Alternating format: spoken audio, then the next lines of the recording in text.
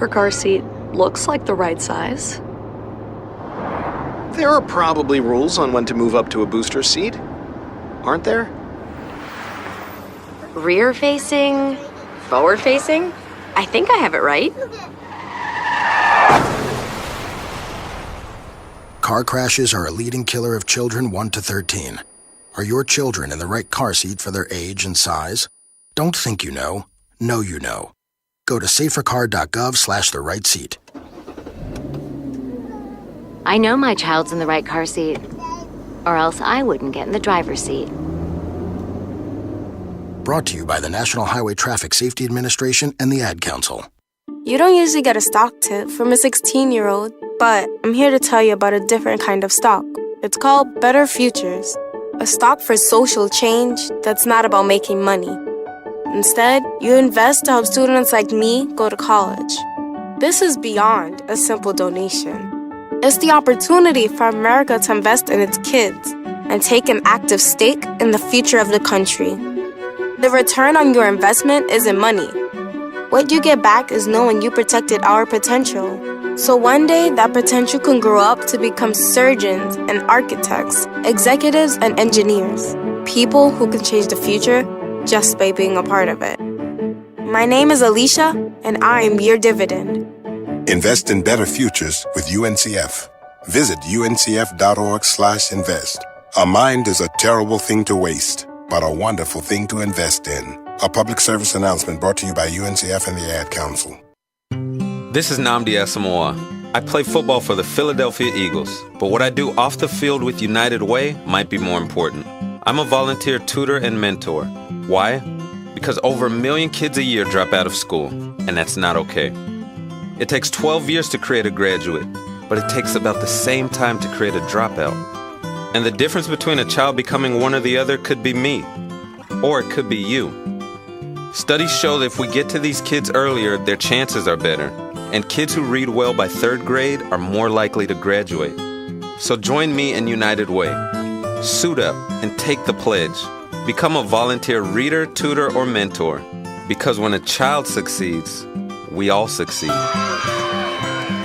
Give, advocate, volunteer, live united. Take the pledge at unitedway.org. Brought to you by United Way, the Ad Council, and the National Football League.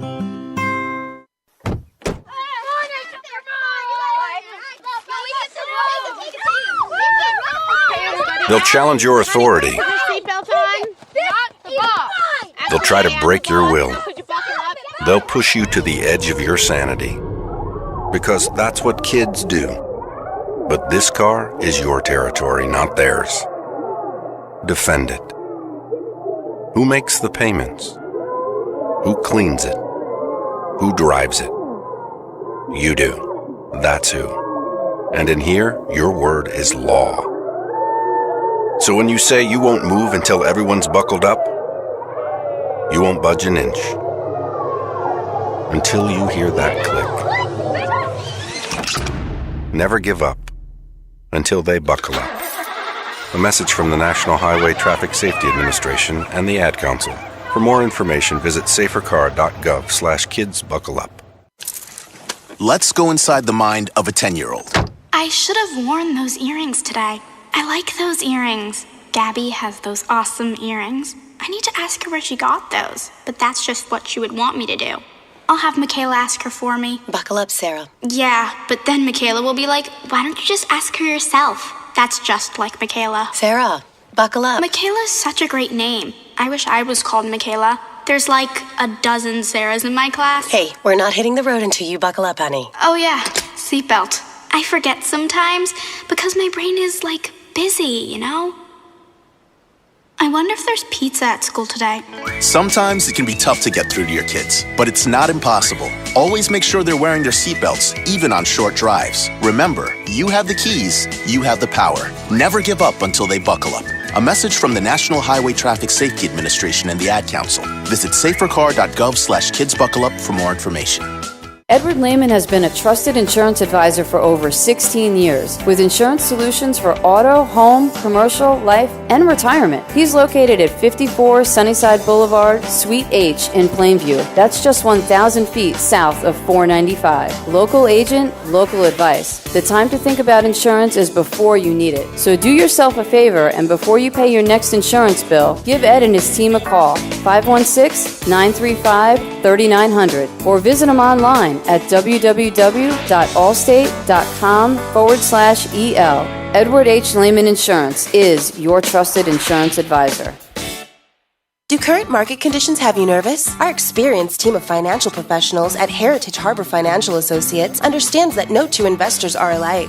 We all have different goals, needs, and appetites for risk. That's why the one-size-fits-all approach does not work, especially when planning for retirement. At Heritage Harbor Financial Associates, we analyze your unique investment style so that you can work toward your individual retirement goals on your terms. Heritage Harbor Financial Associates can help you take steps to reach your retirement goals by providing a wide array of financial products to fit your needs, even for the risk adverse. Give us a call at 631-331-6599 to learn more or to set up an appointment with one of our financial professionals. You can also find us on the web at hhfa.org or on Facebook at facebook.com/hhfa.org. Our number again is 631-331-6599. That's 631-331-6599. Investments in stock, bonds, and mutual funds and variable annuities are not FDIC insured and are subject to fluctuation in value and market risk, including loss of principal. Heritage Harbor Financial Associates offers Securities Advisors LLC, New York, New York. Member FINRA, SIPC. Annuity and insurance products offered through AXA Network LLC. Be fearless at MMA Long Island and Seituha Karate. Located at 28 Colt Court in Ronkonkoma, MMA Long Island is the martial arts school for you if you want to learn combat-proven techniques, build confidence, discipline, and self-esteem while learning real martial arts to fight back against bullies, predators, and peer pressure. MMA Long Island offers group and private lessons for all ages and levels in traditional Goju-Ryu Karate, MMA, and self-defense. MMA Long Island is one of Long Island's most affordable martial arts schools. There are no promotion, belt, or membership fees, and family discounts are available. All classes are taught by 7th degree black belt Sensei John Benedict with over 30 years teaching experience. So whether you want to get in the ring or protect yourself and your family, MMA Long Island can help you reach your goals. Visit MMALongIsland.com. That's MMALongIsland.com or call or text 516-381-9660. That's 516-381-9660. It's the Worldwide Sports Radio Network. Great moments are born from great opportunity. And that's what you have here. That's what you've earned here tonight. Forget about the crowd. It's the size of the school. Their fancy uniforms. And remember what got you here. If you put your effort and concentration into playing to your potential, to be the best that you can be, I don't care what the scoreboard says at the end of the game, in my book, we're going to be winners. On this team, we tear ourselves and everyone else around us to pieces for that inch. We claw with our fingernails for that inch because we know when we add up all those inches, that's gonna make the difference between winning and losing. It's down to the wire with Errol Marks and Speedy Petey. Oh, Petey! On the Worldwide Sports Radio Network. Hello, Long Island, New York, and around the country. This is Down to the Wire. We are live every single Monday from 6 p.m. to 8 p.m. New York Eastern Time. You can call us. Yes, you could actually call the show. All you have to do is call the show at 631-965-4990. Make sure that you ask sports questions and not on-off idiotic questions if it has nothing to do with sports.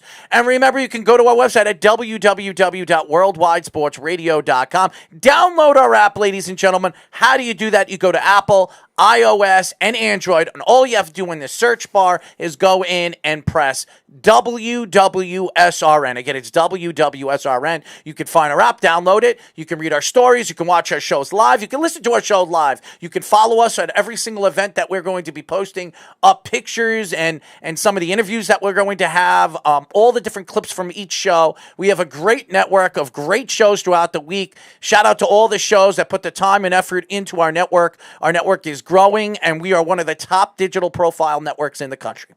Speedy Petey, what's going on, my my friend? My weekend was good. I didn't ask you what your weekend was. I said, how are you doing today? I'm good. I've had But now that you want to tell us what your weekend was all No, about. I don't. So let's hear it. No, I don't. No, I think you did. It was. I think you should. I said it was good besides... Good as in what? Besides 10 seconds on Friday. 10 seconds on Friday about what?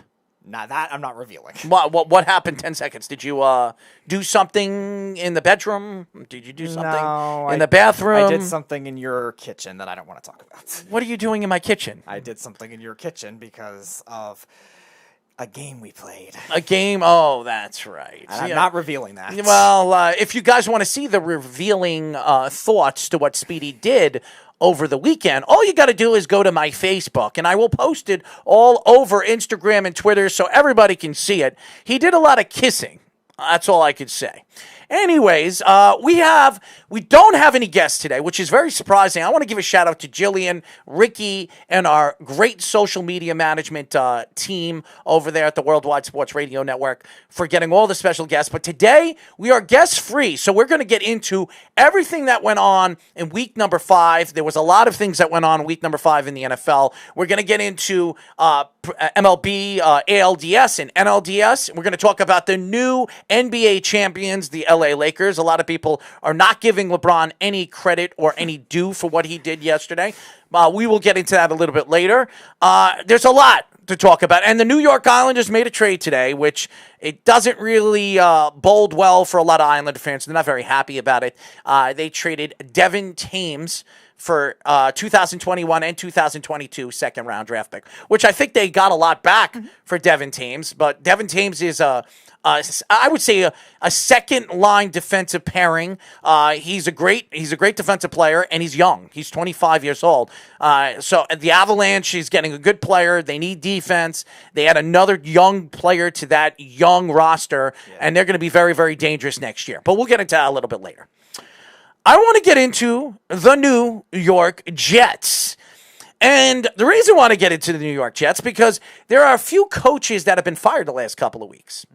O'Brien, now Quinn, and we're just going to keep adding to the list because it seems like before the season is over, quite a few coaches are going to be looking for new jobs.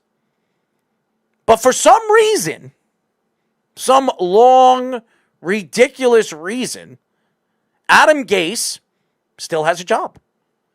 He gets knocked off by our Cardinal team. Let's be honest. Besides Kyler Murray and DeAndre Hopkins and maybe Kenyon Drake, who on this team really scares you? Larry Fitzgerald is an old man, okay? Hall of Famer, one of the greatest wide receivers to ever play the game. Nobody's going to take that away. He's an old man. He's like 38 years old, 39 years old. He doesn't take all the snaps anymore. Christian Kirk looks like he's a player, but against the Jets, he looks like a player. This is not a good team. This is not a good all-around team. They have some weapons. Defensively, they lost Chandler early in the game, Chandler Jones. Okay, so they didn't even have their top defensive player practically the whole game. So that's not an excuse. And this defense did not look good last week, the Cardinals' defense. So the fact that they look like superstar defensive players on the field against the New York Jets only tells you one thing about the talent on the field from the New York Jets. Everybody, I know a lot of people reached out to me on social media and they said that if Joe Flacco has one of those games where he's going to give you 350, 400 yards, Sam Darnold, people are going to really take shots at Sam Darnold, that he's no good, he's a waste of space, and he shouldn't be on the field. Yeah, okay, Joe Flacco definitely proved that. Joe Flacco was 18 for 33 for 195 yards, 1 touchdown. 2 words for that, game manager. Joe Flacco is an old man. Okay, he's old. He's not the same Joe Flacco 5-6 years ago that won a Super Bowl and was a Super Bowl MVP. He's not that type of player anymore. And who would have thought that Joe Flacco and Le'Veon Bell would be starting on the New York Jets 5 years later? Nobody. But what you saw yesterday was, to me, another game of non-game planning, okay? I don't know what Adam Gase is doing on the field. I don't know if Adam Gase knows what he's doing anymore. I think Adam Gase is just out there because Joe Douglas wants him out there, because obviously they're trying to save his job. For what reason? Who knows? The problem is there's nobody that's going to save this man. This guy he's at the pet cemetery right now. Okay? They're burying him with the pets because nobody's going to remember Adam Gase after a 2-year stint here in New York. Don't insult the pets like that. Nobody's going to want to remember him because he's the worst head coach the New York Jets have ever had since Rich Kotite. Wow. You're going back that far. The game planning yesterday was horrendous. I don't want to hear, yes, the Jets have no players that can create separation. We all know that. We don't have to argue. We don't have to lie about anything. Jamison Crowder is the only decent player on the field that could create separation. Chris Herndon is terrible. He is horrendous. How many drops every single week do we have to see Chris Herndon drop before we realize this guy is a wasted draft pick? A guy that everybody thought, including yours truly, thought was going to be a top tight end in the league 2-3 years down the road. This guy has been a complete bust ever since he had that car accident for drinking and driving. That is the last time I remember Chris Herndon actually playing a game to remember. And it was only a 2-3 game stretch he was good in, and that was it. He was suspended before that, and then he was hurt, and then obviously DUIs. Yeah, that'll get you. This team is so boring to watch. I would rather take a crap, okay? I would rather take a crap and watch a replay of an old Jet game than watch this New York Jet team play live. This team is garbage. This is one of the worst Jet teams, one of the worst New York teams ever assembled in any professional sport. When you look at this roster, you have a bunch of old, washed-up players. Le'Veon Bell, washed up. Frank Gore, washed up. Joe Flacco, washed up. Let's just, I'm just looking at names. Chris Hogan, washed up. More and more. Avery Williamson, washed up. Bradley McDougal, washed up. Brian Poole, washed up. There is not one veteran on this team that really stands out to me to be any decent than any player that we've seen on a backup squad on another team. Now, you mentioned it might be one of the worst New York sports teams of all time. You do realize how many bad teams the Knicks have had, too. So you terrible. Think this is worse? This is terrible. This team is bad. This team is horrendous. There is no way in hell this team is winning a game this year. They're playing Miami next week. I will be very surprised that Miami doesn't wipe the floor with them and score 50 against this team. They scored 40-something points against a 40-something points against a San Francisco 49er team. That is a better defensive team than the Jets. Even injured. This is a bad team. This is really bad. And this has a lot to do with coaching. Not all to do with coaching. This is not all Adam Gase's fault or Greg Williams' fault. This has a lot to do with talent and the talent pool that the Jets really put out there this year. Are you going to blame Joe Douglas a little bit on the talent pool? Yes.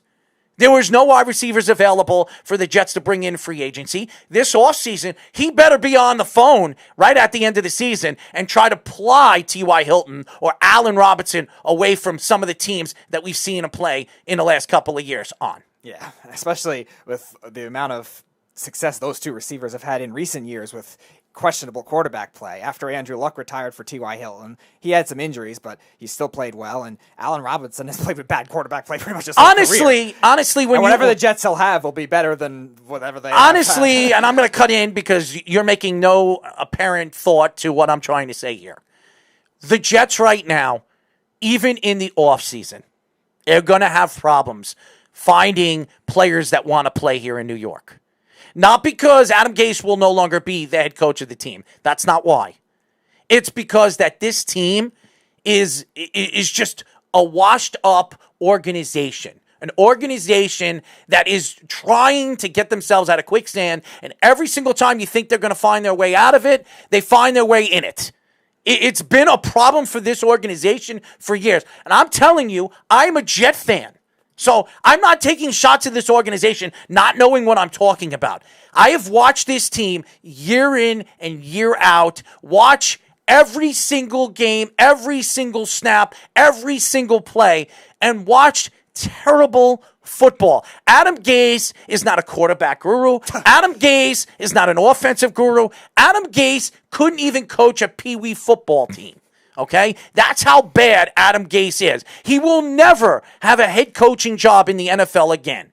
Just like Eric Mangini. He got his chance right after he left the New York Jets. He went to the Browns. And has he ever gotten another head coaching job? No, he hasn't. The same thing that happened to Rex Ryan. He went from one team to the other. He went to the Jets, to the Buffalo Bills, and now you'll probably never see Rex Ryan coach another game as a head coach in the NFL again as well. Yeah, Mangini, though, got a pretty raw deal with a pretty bad Browns. That has nothing to do with anything. Every single coach, every single decent coach that's ever touched this organization has gone to crap, okay? And they're no longer coaches in the NFL. That's saying a lot about the way this organization chooses head coaches.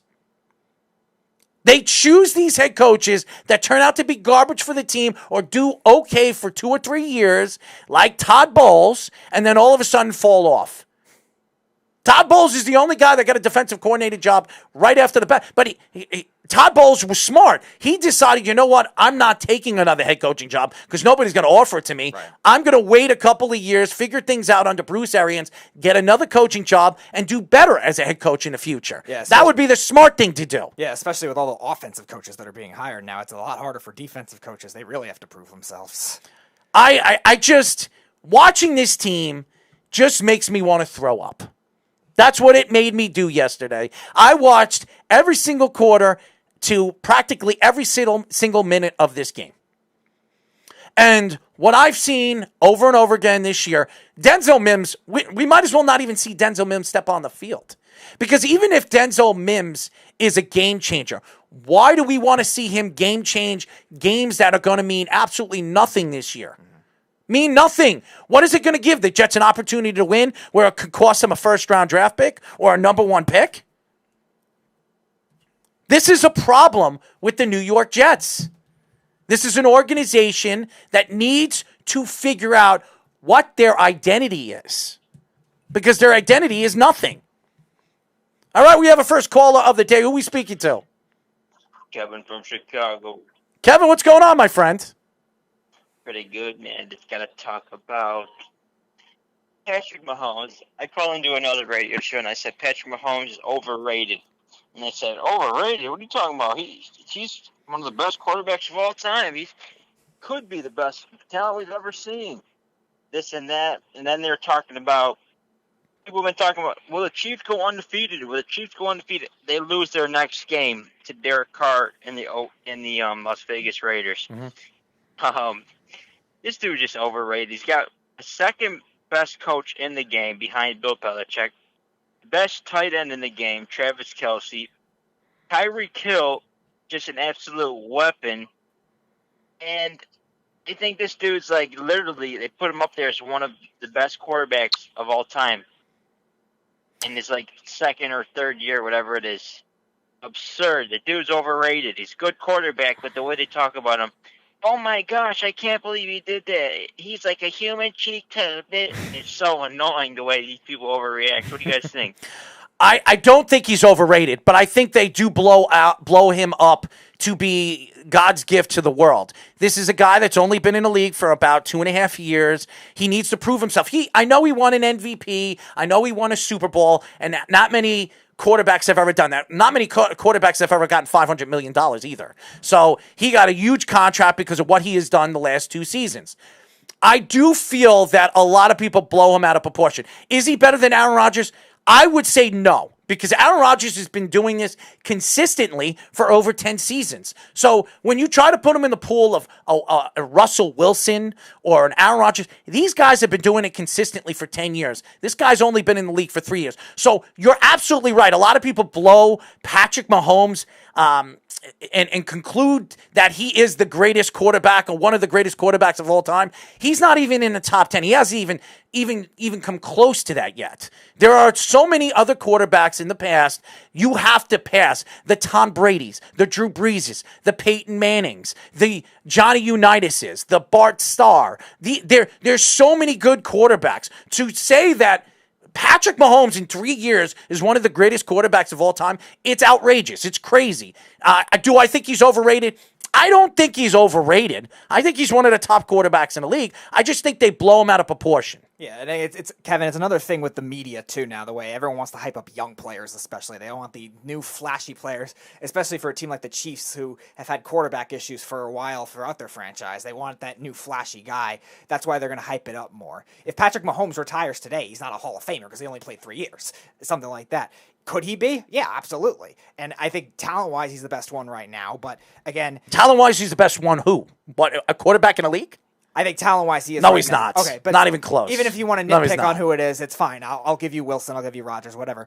And I think peak Aaron Rodgers definitely was better than him too. But regardless, you're right. He's Aaron Rodgers right now is better than him. Okay, but still, the point is, Kevin. I think it's more of people blowing them up because of the wanting to blow up a young player more than anything else. He still is very talented, and he was not the reason the Chiefs lost yesterday. The Chiefs lost 40-32.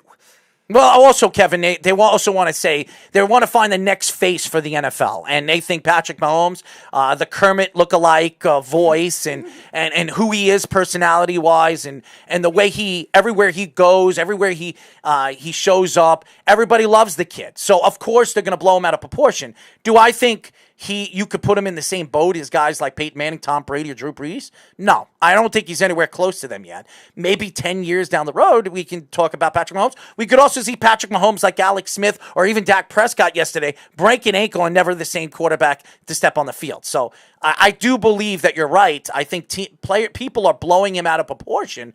But to say that he's overrated and he's not a top quarterback, and I think that's being a little foolish, just a little bit.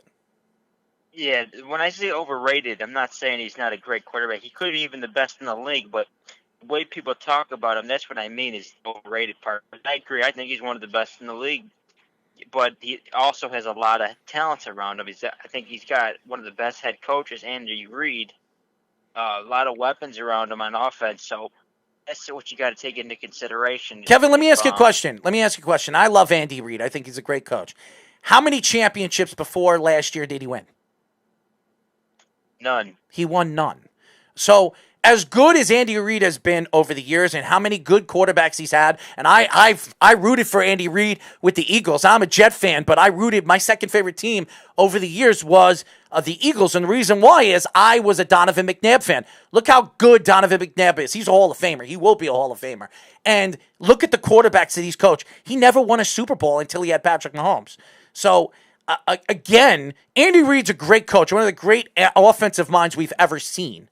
But to say that the great Andy Reid, as great as he is, he's only won one Super Bowl. I mean, Bill Belichick's won 6. I mean,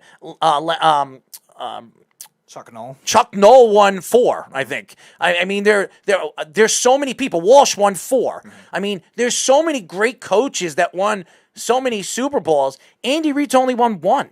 So there are quite a few coaches right now in the NFL. Mike McCarthy, who's won 1 Super Bowl, and he's now coaching another team like the Cowboys. So as great as we could say Andy Reid is, he's only won 1 Super Bowl. Patrick Mahomes has won 1 in 2 years. So, I mean, when you're talking about greatness on who's better and who's greater at their position, I would say Patrick Mahomes right now is greater at his position because he's won a Super Bowl already. Yes, with Andy Reid.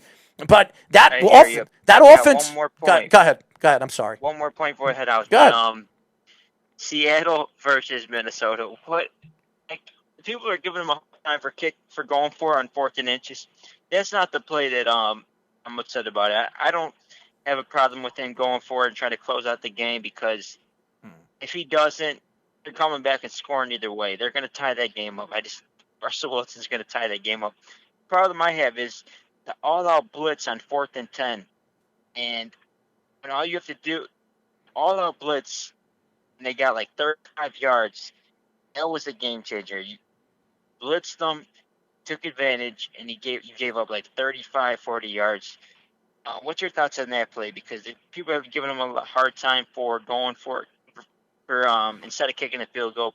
That's not what I was upset about. What I was upset about was the blitz on 4th and 10 and allowing them to convert, pretty much secure the game with that big play. What do you think, guys? Take it easy. Well, here's a good answer to this. Zimmer is known to do that. He's always known to blitz and go after the quarterback, especially if it's 4th and 10 and he's trying to keep his team in. His strength is his defense. Zimmer knows that. His strength, he's a defensive coordinator. He likes to go after the quarterback. He likes to, go all out blitz. Was he wrong going all out blitz at the time that he did? Absolutely. That's not why they lost the game. The reason why they lost the game is because they gave Russell Wilson a little bit too much time on the field. If you know Russell Wilson, you have the ball, you're in the lead, you're leading the game for the last 5 minutes of the game, all the way down to the 2-minute mark, and you have the chance to run the ball, run the clock, make them use their timeouts. Why didn't you do it efficiently, with the 5-minute mark? They were. The problem with the Minnesota, and I picked the Vikings to win that game. I did. I thought the Vikings, it was going to be a close game, and I know the Vikings needed that game to win. And Kirk Cousins, at some points of the game, outplayed Russell Wilson. Okay? He outplayed him. But the problem was, it's coaching. It is coaching. It was Zimmer versus Pete Carroll, the oldest coach in the NFL in Pete Carroll, against one of the most devastating blitz packaging defensive coordinated defensive minds in football. And knowing that Pete Carroll is a defensive minded coach, he outsmarted the trigger happy blitz package Zimmer. And that's what really happened. I just think that at 5 minutes left of the game, they should have ran the ball more. They didn't run the ball more. They should have kept the ball out of Russell Wilson's hands. And to me, that's what cost them the game. Yeah, I agree. I think going for it on 4th down, being that the run game was actually effective for most of the game, even when Dalvin Cook got hurt, their backups were playing well too. I didn't mind them going for it either. It's always a tough decision. You want to go up 8, kick the field goal, make sure they can only tie it. It's a tough choice. But the way that running game was, if it was struggling, I would understand where you're coming from, where you kick the field goal. But I have no problem with them going forward the way the running game was going. And I completely agree with you on the blitz. Why are you blitzing so much on 4th and 10, especially when your corners are young and inexperienced? You want to have other linebackers and safeties that could help them rather than going in an all-out blitz. The other thing I blame too, Kevin, for that is the play call and the 2-point conversion. Why are they doing a quarterback draw with Kirk Cousins? That made no sense either. I would have done something a little differently against a goal line defense like that, running with... Not that Cousins is super slow, but... They're going to be looking for a new coach too.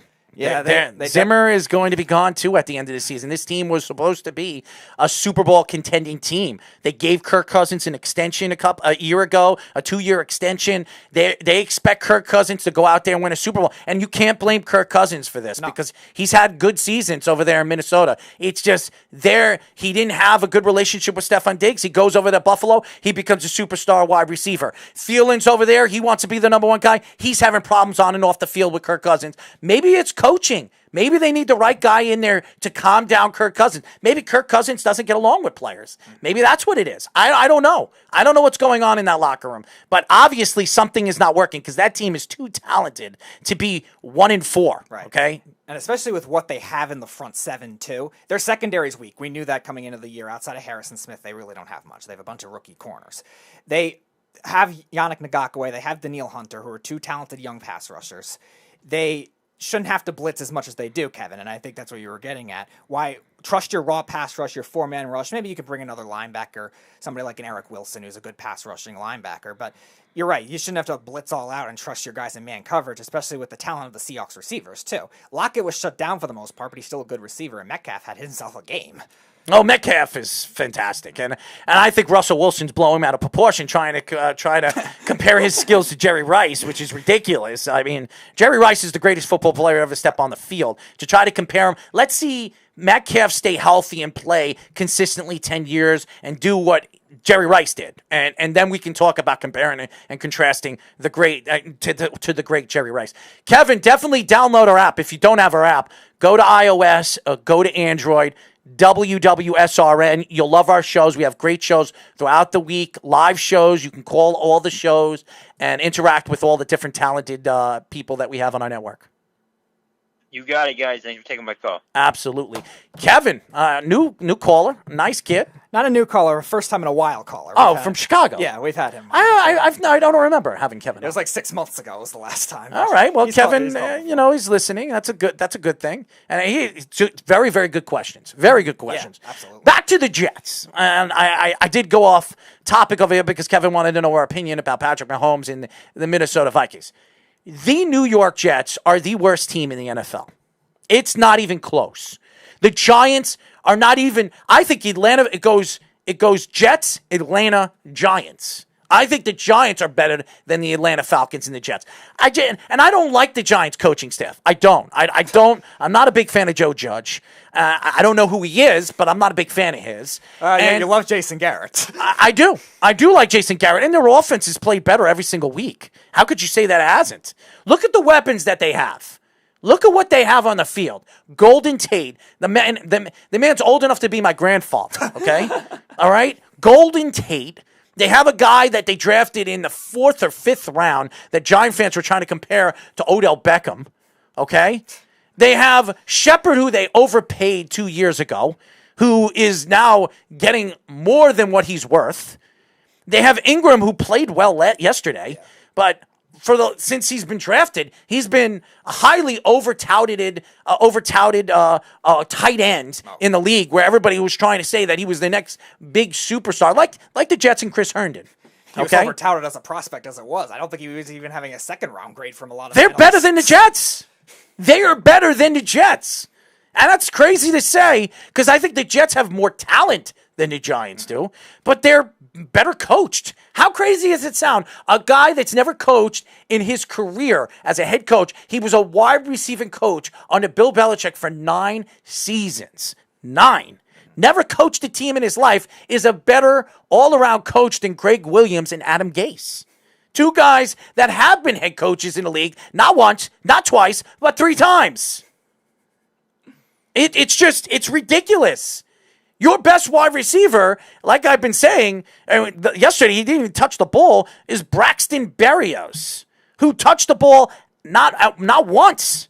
Not once yesterday. Yeah. Jamison Crowder had a great game, 8 receptions, 116 yards.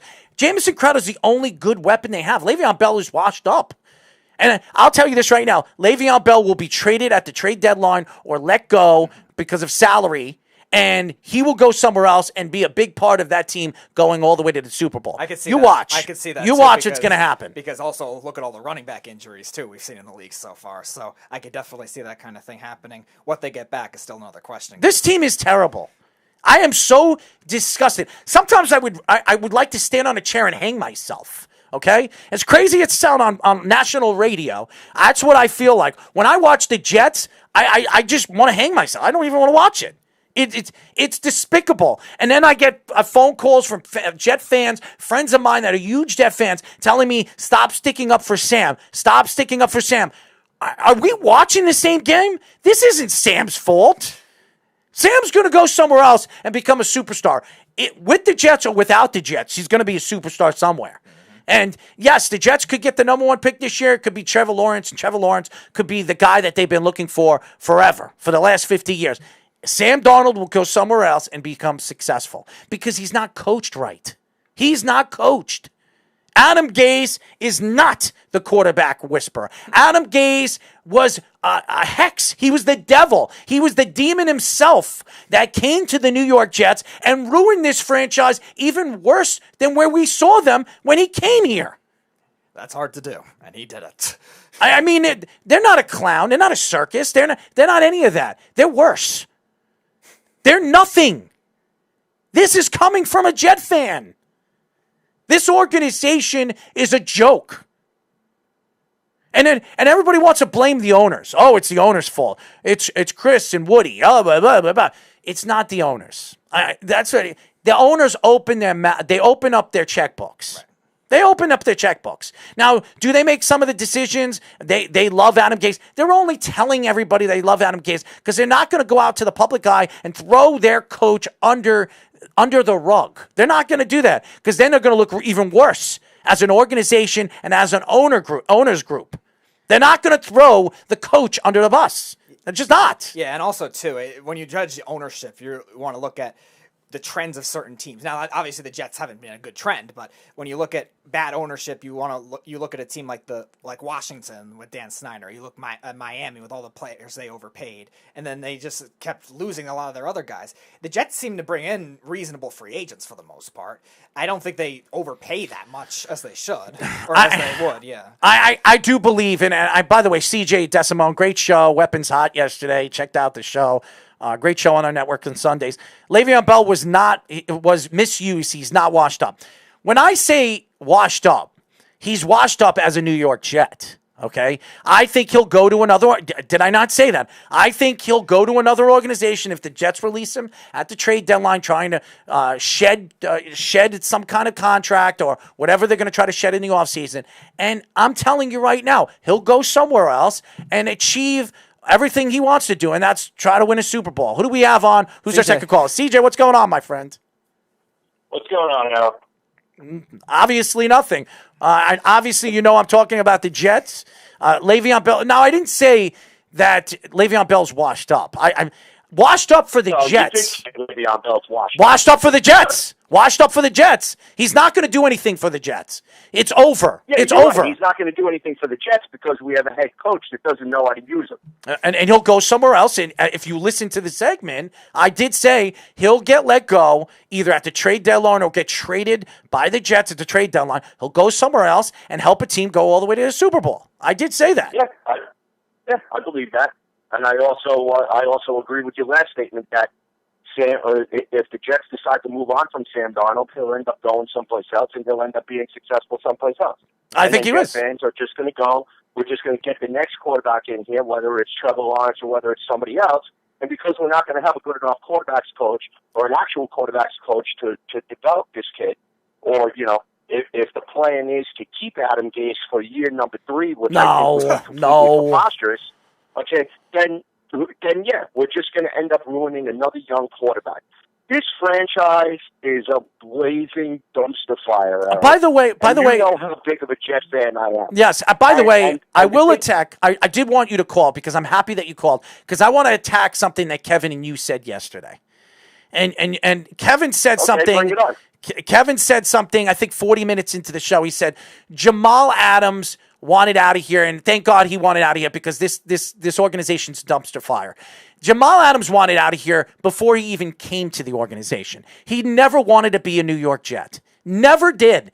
His first year, at the end of the season, he was complaining that he wasn't put on the Pro Bowl team. And then he said that his goal and his dreams and his admirations was to go and play in Dallas because he grew up a Dallas Cowboy fan. How many times did we hear that year in and year out from this guy? The guy was not. He didn't want to play for the Jets, not because the Jets were bad. He just didn't want to be in New York. He didn't want to be a part of this organization. His father was drafted by the New York Giants, was there for 2 years, and then he was thrown away. He was a washed-up player, okay? He never wanted to be here in New York, and that's why he pushed himself out of here. And for any Jet fan to sit here, and I'm not taking a shot at Kevin, but it bothers me when he sits here. He benefited leaving here to the Jets.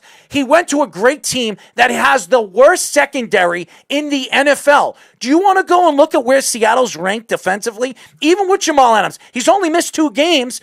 He played the first 2 games of the season. This is the worst secondary in football. So to say that Jamal Adams is a better defensive player than any of the Jets? What's Seattle's record? It's because of Russell Wilson. Because of their offense. The Jets are 0-5. He went to a winner. He doesn't give a damn what the hell he needed to do. He wanted to get himself out of the Jets organization because he doesn't like Adam Gase. He didn't like the way that his contract situation was being handled, which, sorry to say, I do put it to feet of Joe Douglas. But, look, he got dealt. The Jets got a king's ransom. It was a win-win all around. He got dealt because all he did was take a shot at the ownership. They took a step back.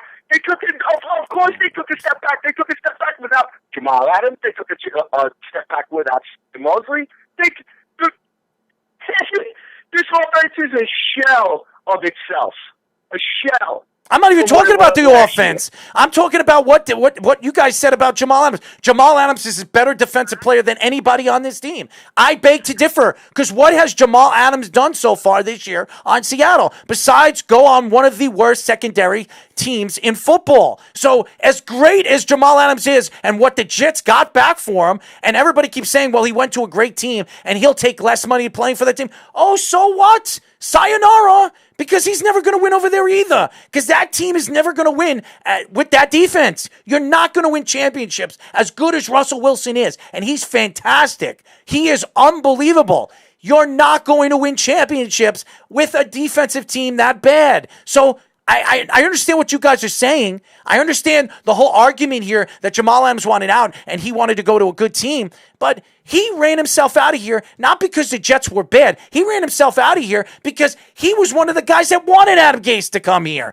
He was excited when Adam Gase was signed over here. And then all of a sudden, a year later, he wants out because you know what? He needs to make up his decision on what he wants. He doesn't know what he wants. And now he's saying, I tell you, he'll run himself out of Seattle too. That's what falls on his people, though. You also have to take into consideration, you're talking about a kid here who's a multi-million-dollar superstar. Yep. And he's got a ton of people talking in his ear, including his father, who's probably sitting there putting ideas in his head. They're going to throw you away the same way they did to me. They're going to do the same thing to you like they did to me. They're going to use you, and then they're going to cast you aside. That's the business. Where the Jets had no plans of that. Joe Douglas inherited a mess. We could all agree with that. Mike McCagnon was an absolute doofus. Okay, he was fired 3 years too late, in my opinion. So was Todd Bowles. Okay, so Jamal Adams came to the right franchise at the wrong time. Plain and simple. I think this franchise is just right now hexed. I just think this franchise it's hexed. I don't know if they're ever going to find their way out of the hole. Maybe it... Yes, they will. You know when they'll find a way out of the hole? When Christopher Johnson and Woody Johnson shut their mouths and stay out of football operations. Stay out of day-to-day football operations. Go work with your baby oil. Go work with your tampons. Go work with your baby powder. Go work with the other stuff that make Johnson & Johnson what it is. Okay? People are saying... They are not football people. We never said... Give the keys to the car to football people and let them run. We never, John, by the way, John Farris is saying Seattle doesn't need Bell. We're not saying that Bell is going to Seattle. No, Seattle needs pass rush and corners. We never said that Seattle was going to bring in Bell. I'm saying that Bell will go somewhere else at the trade deadline, or the Jets will release him because of a contract, because at a certain time this year... No, he'll go someplace else. He is going to go somewhere else. He is going to go somewhere else. Yeah. Get like a fourth round pick for him. They'll give him away for a song. And then Le'Veon Bell will be playing in the postseason, and the Jets will be playing golf. Well, we know that's what's going to happen. We knew that before the season even started, CJ. I don't know why any Jet fan thought any differently, that this team wasn't going to be good. Adam Gase doesn't know what the hell he's doing. Greg Williams obviously has lost his mind because I think he forgot how to coach defense. And Quentin Williams, I will say this. Quentin Williams has a ton of talent. You watch him. And yes, he gets double and triple team more than any player in the NFL. Stop making excuses for him. He needs to make plays. You want to be a top you want to be a top defensive player. You want to be compared to Aaron Donald and Khalil Mack as one of the top defensive players. Make plays. Stop making excuses that we have no edge rushers. So what? You become the edge rusher. You become the dominant force in the middle. That's where you show what your worth is. You're not good. Look at Leonard Williams. He goes to the Giants. He's having a better career right now with the Giants than in the 4 years he was with the Jets. And that's because of coaching. That's because of Todd Bowles not consistently pushing this kid to the limit. You're hearing that these guys aren't practicing right. You're hearing that these guys aren't pushing themselves. That has to do with coaching. That has nothing to do with ownership. That has nothing to do with ownership. And I'm so sick and tired. It does have something to do with ownership. Why? You know why? Because the owners aren't telling you to sit on your ass. I said this on last night. Okay. And Petey could even quote me on this. Okay. The man who's got the gun, the man who's got the silver bullet that could end the nightmare for Jets fans today refuses to pull the trigger. You know why? Because he's content to go down with the ship. Because it's more intense. It's easier for him to win the back pages of the New York Post and the New York Daily News and whatever other New York media there is out there. CJ. To have the New York Jets constantly being CJ, who are they going to put in position if they fire Adam Gase right now? They're better off. Put Jim Bob Cooter. Who? Jim Bob Cooter is a former offensive coordinator. Who? You need to tell me. I know who he is. I know who he is, You can't promote Speedy. him. You can't promote Brant Boyer. Oh, my God. It doesn't matter. This team is not the point. So you want them? So what you're pretty much? So what I'm you're? not saying it would have been better, but I think Sam Darnold would actually benefit from having a different voice in his ear. So your problem? Who's willing to work with him instead of Adam Gase trying to jam. So you'll be happy. So you'll be happy. So you'll be happy if the Jets fire Adam Gase and bring Jim Bob Cooter in, and they win games and cost them a chance to get a top 3 pick. So you're going to do that when you could keep Adam Gase because you're not going anywhere this year. You're not winning anything 0-5. And you might as well lose as many games as you can with Adam Gase, fire him at the end of the season, and bring in the right guy to coach this team. And if Sam Darnold isn't the guy, you move on from him, you bring in Trevor Lawrence, and there she blows. How are you going to know what Sam Darnold is if the guy that you have on the staff is incapable of developing it? Mm-hmm. The guy that we have on staff right now, Adam Gase, Darryl Robbins, they are incapable of developing Sam Darnold. Okay. What good is it going to do? It's not going to do any good. But here's the thing. Sam Darnold in the offseason worked with Julio Jones, worked with DeAndre Hopkins. You heard he was in California. Right, all these so players. We can go and we can make an evaluation for Sam Darnold just so that way we can kick him to the curb and drive. I'm not saying kicking. I'm not saying kicking him to the curb. But guess what, dude? If we decide to keep him in the offseason and Sam Darnold becomes a bust, you bring in a good offensive mind like an Eric Bieniemy or whoever, Jim Harbaugh. I don't know. Whoever they decide to bring in, a great offensive. I'm just giving names. That Eric or Jim Harbaugh is going to come. Whoever. Whoever. Come anywhere near this franchise. Caldwell. Greg Roman in the door. Caldwell. I don't mention him. Didn't you want him initially? Yes, yeah. Caldwell. I don't care who it is. An offensive mind, a reliable offensive mind comes here to the New York Jets. You're going to trust in 2 years knowing that this guy is going to want $40 million. And you saw what he did his rookie season when he was drafted. He was not going to play until he got that extra $3 or $4 million on his rookie contract. He was not going to play. You're going to sit here and tell me that you're going to live and die with paying Sam Darnold $40-something million after 2 years of watching him? My answer is I would. I wouldn't. Yes, I wouldn't. You and I will agree to disagree on that point because, as I told you in the past, when you've come on my show, I am not ready to close the book on Sam Darnold yet. I'm not because either. The Jets have failed him since he's been drafted here. The Jets have failed him. And you know who that falls at? That falls at the feet of the general manager, that falls at the feet of the head coach, it also falls at the feet of the owner. Because it's your responsibility to put people. Who are they going to find? CJ, there was nobody available in free agency for wide receivers. What were they going to do? Full of garbage. Who? Garbage. Who were they going to bring? Who are they bringing in? Who? AJ Green. They were actually looking at AJ Green. AJ Green. As soon as that Burrows was brought to the team, he wanted to play with AJ Green. Who? You made a trade with somebody. You could have made a trade with the Buccaneers. You could have traded a third-round pick to go get Mike Evans. Really? He was not going to be available. For a third-round draft pick? Mike Evans? What are you, nuts? Buccaneers are not going to shop their receivers. They're not going to trade Mike Evans for a third-round draft pick. They're going to want a first. They're going to want 2 firsts. That team up as an example, but you know what?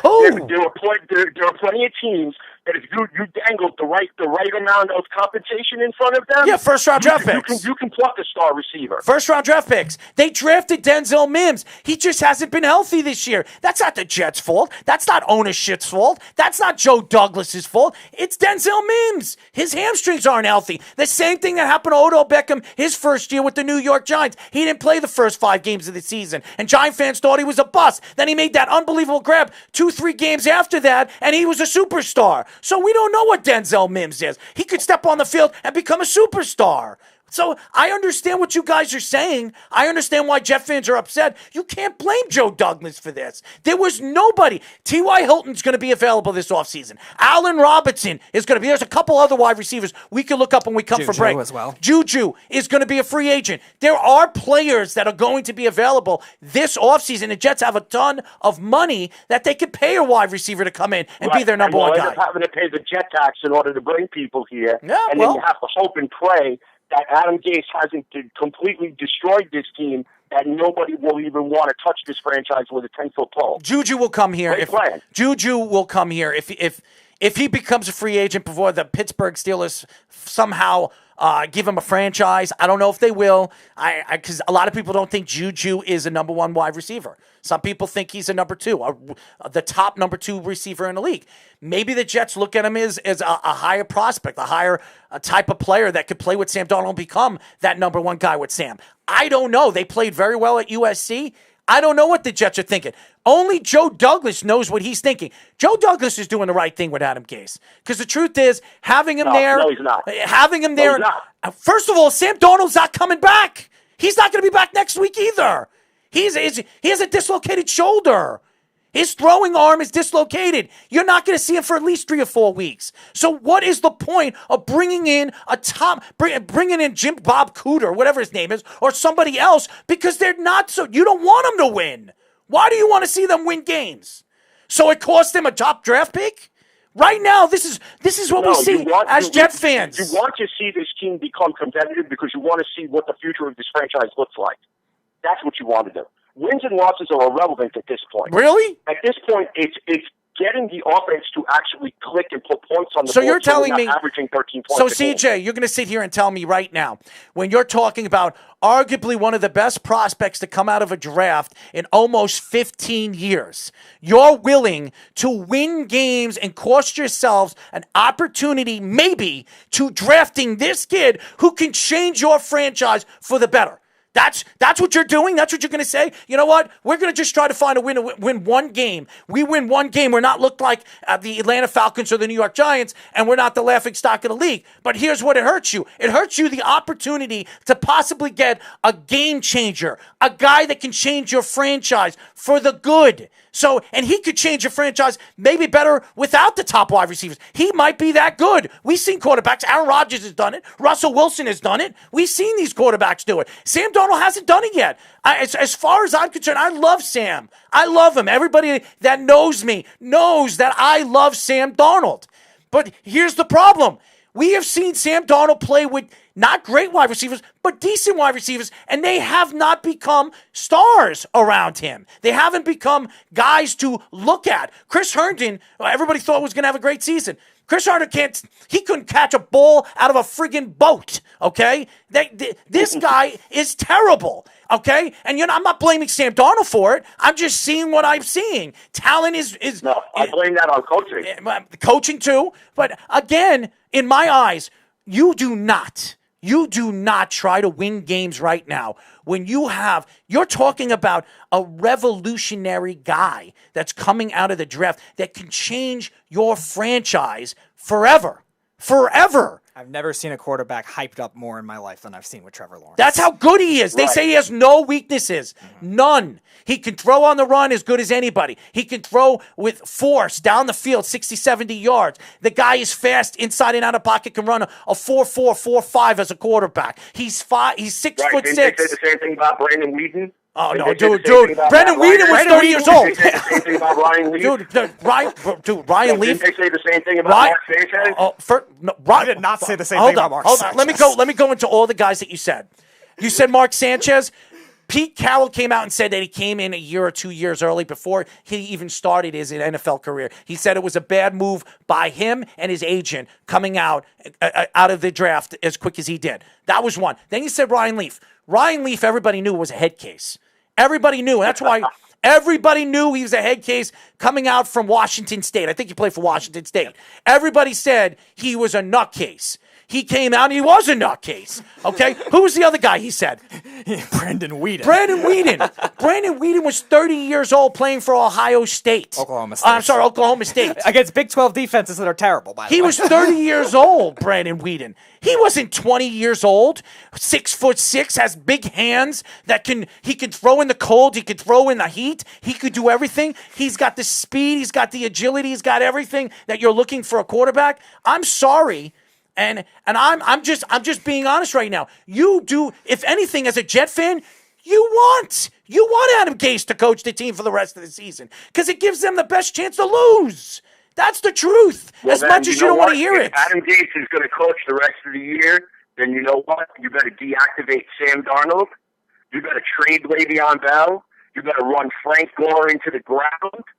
And then you got to rotate in and out that offensive line because I'm going to tell you something right now. The next coach that picks up the pieces from this team, I can guarantee you, if you let Adam Gase coach this team and this team goes 0-16 with the current they're going 0-16 that's on there right now, I can guarantee you will set this franchise behind not 2 years, not 3 years, 4 years. They're going 0-16. There's no way they're winning a game this year. Right. There's no way. I would much rather, as a fan, go 0-16, knowing that my team is competitive week in and week out, than have to watch the garbage that I just watched against them. I'm telling you right now, there is no way in hell the Jets are winning a game. Miami's going to kill them next week. They're going to kill them. Then the Chiefs are going to murder them. And then they're going to play Buffalo, and Buffalo's going to rub their faces in the turf. Okay? They're done. The Jets are done. The season is over for the New York Jets. And Adam Gase should be the only guy Jet fans should be excited to see every single week because he gives you the best chance to get Trevor Lawrence. And that's the truth. Say whatever you want. The Jets could change their franchise in 1 year. We've seen football teams do it. They could change it in 1 year. You bring in Trevor Lawrence. You still have a number one. You still have a number one draft pick. You trade Sam Darnold in the offseason. You probably can get a first-round draft pick from Pittsburgh or Chicago. They'll give you a first round. Now you have 3 number one draft picks. You move up and get the wide receiver you want, the kid from Jamar Chase. Mm-hmm. You get Jamar Chase. You move up. You give up 2 first-round draft picks to move all the way up to 3 or 4 to get Jamar Chase and Trevor Lawrence. Now you solidify with your quarterback and your wide receiver. You bring in a free agent wide receiver like Allen Robinson, and then you have Denzel Mims. Now you have your offensive firepower right there. You still have the idiot Chris Herndon. We'll see what he could do. I mean, seriously, the offensive line is reconstructed. Now all you got to do is build the secondary.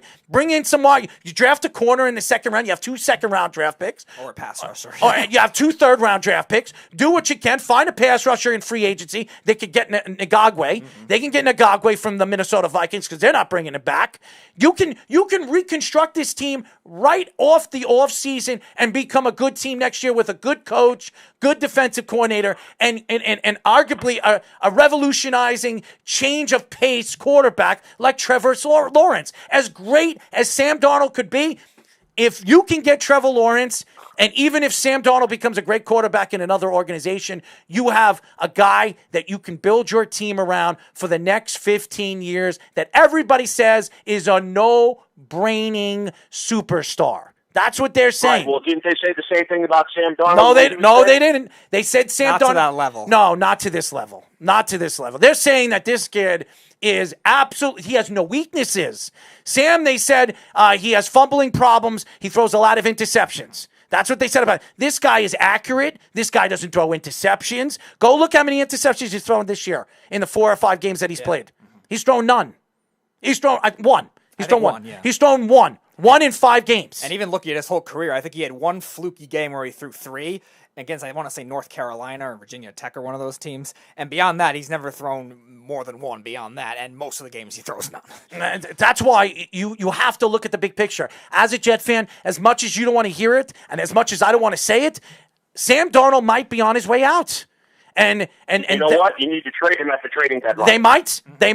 They very much might. They very much might. Or, you know what Joe Douglas will do? He will dangle him. He will dangle him at the end of the season. And what they will do, because I'm sure Pittsburgh Chicago, a ton of teams will line the Colts, up. I think so. The Colts, they'll all line up and give you what you want for them. They're going to want a first round and a third round. I think you can get a first and a third for Sam, and I could see it happening. And if you can bring in Trevor Lawrence, you'll add another second-round draft pick or third-round draft pick to a slew of third-round draft picks you have this year and second round, and then you can rebuild your team off the draft and free agency next year. Get rid of Le'Veon Bell at the trade deadline, move away from C.J. Mosley because he don't want to be there, and build and bring in the right coach. And I'm telling you, and Eric Coleman told me this, Eric Bieniemy is the guy. He is the guy. He is the guy that will absolutely, and maybe ask Eric Bieniemy in the offseason, could you win with Sam or do you want Trevor? You take your pick. If you want Trevor, if you want Sam, we will trade out of that first-round draft pick, get a slew of first-round draft picks for the next 3 or 4 years, and keep Sam and build around Sam if you think you can win with Sam. That kind of trade is going to be bigger than the RG3 Huge. trade. Huge. If that happens. You'll get 4 first-round draft picks for somebody like Trevor Lawrence. And maybe a couple third rounds. You could get pretty much a team's organization for the next 2 or 3 years if they think Trevor Lawrence could change their organization for the good. So again, I just think the smartest thing for the Jets to do is they're doing the right thing. I think Joe Douglas is doing the right thing. You want to lose, you want to get Trevor Lawrence, and I think that's what he wants to do because he knows Adam Gase is dead man walking. He's already at the pet cemetery. He's digging himself the hole. He's already going in the hole. He's not going to be the Jets head coach at the end of the season. We all know that. Everybody and their mother knows he's no longer going to be the head coach of the Jets. So why are Jet fans complaining that Adam Gase is still there? It's good that he's still there. They have a better chance of losing. Look what happened this year. The Texans, Wow, the O'Brien. Look at O'Brien. O'Brien got fired. O'Brien got fired. I love you to death. I'm just telling you the truth. I swear to God, I love you to death, but I disagree. I disagree. O'Brien got fired. Did they win this week? Did Deshaun Watson have his best game of the season this week? He did. Why? Because O'Brien's not there. Okay? Dan Quinn was fired yesterday. I guarantee you the Atlanta Falcons win next week. Who do they play next week? I'm not sure. Go look them up. I guarantee you they win. I'll 10-1 they win. 10-1 they win. Okay? That's how sure I am. Who are they playing? The Panthers. Looks like they're on a bye, and then they play the Vikings the following week. All right, they'll beat the Vikings. I predict they beat the Vikings. That game might be 50-50. I bet you they beat the Vikings. I would take that bet at that point. I bet you those defenses are awful. I bet you they kill the Vikings. I bet you they kill the Vikings in 2 weeks from now. I don't know, man. Who else got fired yesterday? I think that was the only two. No, there was somebody else fired yesterday. Those are the only two so far. No, but there was somebody fired in the last 2 weeks. It was O'Brien. No, O'Brien was the first one. O'Brien, there was other. I'm telling you, there was somebody else fired. There was not another No, one. O'Brien was the first one. O'Brien was the first one, and then Dan Quinn was the second. What you're thinking of is all of the reports that Adam Gase was going to get fired shortly after the Broncos game. I didn't think that. I told you that was going to happen. And it turned out that right after the Broncos game, the Jets put out a press release saying that Adam Gase will continue to be the head coach for the foreseeable future. Yes, for the foreseeable future, because everything I'm telling you right now, why would the Jets fire somebody that you're going to have to pay anyways, all the way to the end of the season, and you're going to have to pay him next year if he doesn't find a job, an offensive coordinator job? Why would you do that when you have a chance? When you have a chance right now to lose and get the best possible pick you can get? I'm sorry. Sam Darnold is not playing for the next 3 or 4 weeks. I guarantee you they'll probably shut him down for the next 2 or 3 weeks. They're not winning. Why would you put in a quarterback that has, a dislocated shoulder? You're risking his career and his draft stock or trade stock or what you could get for him. Yeah, look what happened with Andrew Luck with all the shoulder injuries he had. Look at Dak Prescott. Oh, my God. That guy's been waiting to get that big contract. And then, yes, I feel so bad for that kid. And I was going to go to the break but I got to talk about this. Dak Prescott has been fighting for that big-time contract. He was one of the top 3 quarterbacks all season long. Numbers show it. Touchdowns to yards per ratio, yards per throw, everything. He was second in the league in almost every single category. He's had a sensational season. And what happens? He twists his leg in a different position, trying to drop with the ball. That really was brutal. I mean, you kind of as bad as Alex Smith. He took a gamble. Well, you know what? He's going to be lucky if he gets his franchise tag next year. I feel so bad for him because he is going to be franchised if the Cowboys decide to bring him back. If Andy Dalton has anywhere close to a decent season with the Cowboys that gets them in the playoffs and gets them, who knows, the NFC title game, who knows what they do. I really trust Andy Dalton. Whatever. Andy Dalton's never had an offense like this. Andy Dalton's never had an offense like this. Speedy, you are cool, but good for you. But I would say the Bengals' overall rosters a lot of the time are better than this Cowboys team. Not better than the offense. Not better than the offense. Young. Their offense is much better than Andy Dalton's ever had. That is true. He's got 3 wide receivers that are capable of being number 2s and number 1s. Okay, and I think Andy Dalton's he's gonna flourish in this offense with Mike McCarthy because he fits Mike McCarthy's offense. He does, and I think that if Andy Dalton has a good season, they might say, you know what, we could pay Andy next year. He signed a 2-year contract. We only have to pay Andy $6-7 million next year as a starting quarterback. Let's just release Dak and let somebody else fend for Dak. And I feel bad for the kid because he was going on a record-breaking pace. Some people said he was going to break 6,000 yards this year. That's where he was going. I mean, he was having a sensational season, and then all of a sudden, this happens against the New York Giants, and his career might be over. It's sad. It really is sad. He lost his brother to suicide before the season started. He lost his mom 2 years ago. This guy's been going through all these crazy things happening to this kid in his career, being drafted in the 4th round and nobody giving him any credit. He's turned out to be the best quarterback in that draft class. Okay? He has been. Yes, Carson Wentz and Goff have both been in a Super Bowl. One of them won a Super Bowl. Dak Prescott has a winning record in the playoffs. A winning record. Jared Goff doesn't. He doesn't. I think he's 2-2. Or 3-2. Or 3-3. 2-2. No, you're right. He's 2-2. Yep. Dak, I think, is 2-2 as well, if I remember correctly. No, I think Dak has a winning record in the NFL in the playoffs. Let's see. Beat the Seahawks the 1 year. Just look up the numbers. Don't guess. Look up the numbers. No, it's 1 and 2 because they only made it 2 years. They only made it 2 years. I'm just. To me, it's absolutely appalling how a lot of fans pick on Dak Prescott. This isn't Dak Prescott isn't the reason why the Cowboys defense sucks. Okay. That's not Dak Prescott's fault. That's Jerry Jones. That's his son. That's the coaching. That's everything. Why is Dak Prescott the one to be blamed for it? That kid has done nothing but go out there and play his heart out. Every single week. When people make fun of him, the Jeffs of the world making fun of him, saying that he's a terrible quarterback, he shouldn't be in the NFL, he shouldn't be starting in the NFL, and every single week, 400 yards, 450 yards, 500 yards, getting better and better every single week, breaking records, and then he breaks and he cracks his ankle, and he might never step on a football field again, quite possibly. This is a bad injury. He might never step on the field again at his age. Maybe he will because he's not Alex Smith. He'll heal quicker. I mean, it's sad. This is a sad story. CJ, what did you think about it? Well, I tell you, I caught the replay of the injury, and you just gotta your heart goes out to him because at first he was rubbing his calf and kind of thought like maybe he had a cramp or whatever, and then you went and you looked down.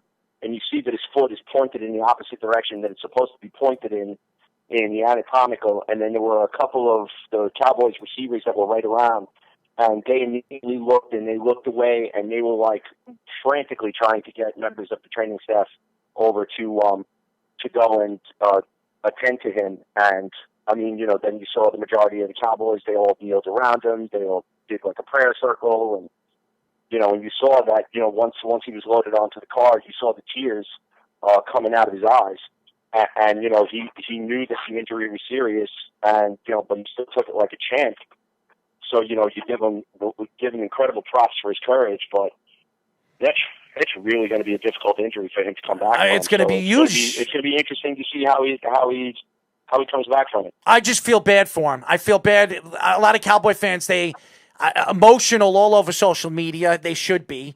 This is a kid that has worked so hard to get where he is and earn the contract that he's been asking for. And you see guys like Aaron Rodgers, Patrick Mahomes, Deshaun Watson. He's been in there longer than Deshaun Watson and Patrick Mahomes and has played as good as both of them and has still have not gotten his contract. And I have been taking shots at Dak Prescott saying that he doesn't deserve $40 million. After this season and what we saw so far in the 4 games that we've seen him, he deserves $40 million. He deserves it. Anybody that doesn't think that he deserves it. He has shown you that he could be a franchise quarterback and you could build your team and your offense around him. You can. So, and you can win with Dak Prescott. Not win 3 Super Bowls in a row like the Beef thinks. Not that. But I think that you could win a Super Bowl with Dak Prescott. Unfortunately, I don't know if Dak Prescott will ever step on a field again. I don't know. We don't know what the severity of what we've seen. Hopefully, we'll find out in the next couple of days. The MRI, he had an MRI last night in the hospital. I'm sure it'll come out either today or tomorrow at the end of the night. So I'm interested to see how bad it is. And I know he had his surgery. So he actually had his surgery last night. Yeah. What was it? Do you know? Dislocated ankle. Oh, dislocated ankle surgery. Yep. Yeah, and that was the same. Yeah, it was a dislocated ankle along with a compound fracture. Yeah. Well, who had that same injury? Somebody had that same injury years and years ago, if I'm not mistaken. I gotta find out. Tim Crumlie. No. I think it was a basketball player that had the same injury. Oh, is that the thing Paul George had? Or? I think it was Paul George. Yeah. Paul When he George was playing in the Olympics? No. He snapped his leg. Oh, that was his leg. Okay. He snapped his leg. That was even more gruesome. You're right. That one was the one that looked like the Kevin Ware one. Yeah. That was even more gruesome. Paul George. That's amazing that Paul George came back. Yeah. And athletes have this this ability to come back from injuries like this. It's just sad. It really is. I mean, what CJ? Before we let you go, what game really stood out to you on Sunday? There were a couple of games that stood out to me. The game that really stood out. There was one that really stood out to me. The 49ers losing at the Dolphins, I don't know if it was more so because the 49ers kind of struggled or the Dolphins are a little bit better than people were giving them credit for. Mm-hmm. So that definitely stood out to me. Obviously, the Seahawks and Vikings game kind of stood out to me a little bit because we knew that was going to be a very competitive game. It was going to be a tough game, and quite frankly, when I watched that game from start to finish, and you really had that feeling that just Minnesota really just caught Seattle at a bad spot, and they were Russell Wilson magic. Mm-hmm. Other than that, really nothing really surprised me. Vegas beating Kansas City wasn't surprising to you? Not really. Really? I did. I'll tell you this. Vegas is dangerous. If Vegas gets into the playoffs, not Kansas City, not any team in the AFC wants to play them. They can win. They have arguably the best tight end in football. You see how big of a beast he is in the middle of the field. Mm-hmm. You cannot stop him. It's crazy how fast he is and how they found him. He was on a practice squad, I think, for the Ravens. Yep. He was a practice squad for the Ravens. They brought him over there, and this guy's the best tight end in football right now. And nobody can argue that. I don't want to hear about Travis Kelce or what's his name again? Kittle. This guy is the best tight end in football, hands down. He could block. He could do everything Kittle and Kelce could do, and do it as well. Yeah, I'm on a call. Strong, athletic, and ability. I've been very impressed with Waller. I've been absolutely impressed with him. And Jacobs. Mm-hmm. Jacobs can... This is the best young running back in football. He's very consistent, which is sometimes hard to find for a lot of these running backs. An Alabama running back that never achieves anything. Go look at how many Alabama top draft picks have come out of the draft and never turned into anything. Yeah. And this kid, Lacey and Trent Richardson, all these guys. How many great running backs come out from college? Ingram was a good running back, but he's not great. And he took a while. He took a while to get going though too. This guy is going to be a superstar in this league for the next 10 years. Yeah, it's really him and Derrick Henry that have carried those Alabama draft picks with the running backs. It's crazy. Even a lot of the offensive linemen too didn't pan out for them either. And you know what also really stood out to me, and I'm going to say this. the Bengals. Everybody keeps talking about how great Joe Burrows looks and blah, blah, blah, blah, blah. Finally, he puts up a dud. He puts up a dud against a very good defense. He finally played a top defense in the league. They put up 3 points, 183 yards, 1 interception, 19 for 30. So all you Burrow fans, well, I like Joe Burrows. I think he's going to be a good quarterback in the league. He's been very impressive. Just shut up. Shut up. Put the brakes on.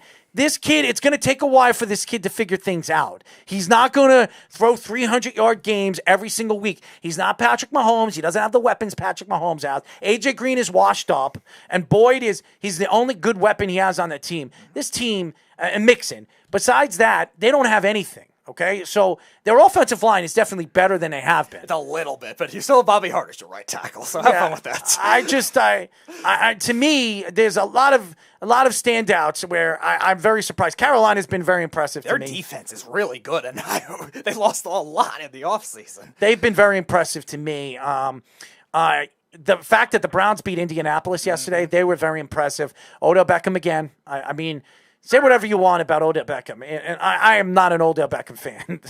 I can't stand Odell Beckham. Odell Beckham has been impressive. I mean, what did he have yesterday? He didn't even have a good game yesterday. But yeah, it was Jarvis Landry. I'm sorry, not Jarvis. Kareem Hunt had a good game yesterday. Yes, he did. Mm-hmm. But Odell Beckham did other things on the field that doesn't show on the score sheet. Mm-hmm. He blocked. He helped block Kareem Hunt in for a touchdown. Yeah, and he always going to draw attention. He ran for 18 yards in a position that he did. So Odell Beckham, he's become a team player. That's what's been impressive to me. Not the games that he's had. It's just he's become more of a team player. I think he's figured out what it is. And they have, I guess they finally found a coach. They finally found a coach. A no-name guy that nobody even knows of. I mean, somebody that nobody even knew of. They bring in somebody that nobody expected to be a good coach. He's got more wins with this team than any coach they've had in the last 10 years. Yeah, since Bill Belichick was their coach. And How crazy is that? And Nick Saban was their defensive coordinator. How crazy is that, CJ? It took this long. It took 10 years for a coach to win 4 games in a season. And he's a rookie coach. He might go up as coach of the year. I think he should be. I think not leading right now, but he should be in the nomination. Well, if they win the division, and they could win the division the way they're playing, I wouldn't be so surprised if they can knock off the Baltimore Ravens because they have weaknesses too. You've seen it in their secondary. They beat them once last year too, so it's possible. You've seen it in their secondary. They're beatable.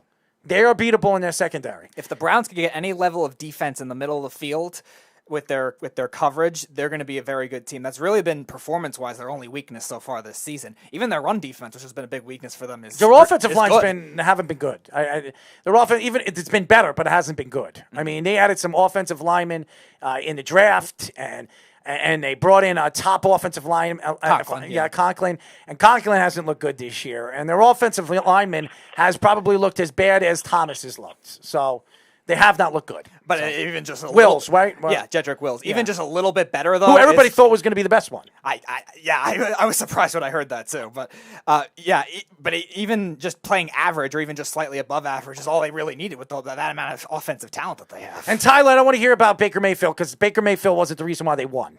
Baker Mayfield's not the reason why they're winning. 21 for 37, 247 yards, 2 touchdowns and 2 interceptions is not a good game. So I don't want to hear from Tyler Harrison that Baker Mayfield is one of the best quarterbacks in the league because numbers will show you that he's not. Okay? That's all I'm going to say. CJ, thank you for calling, buddy.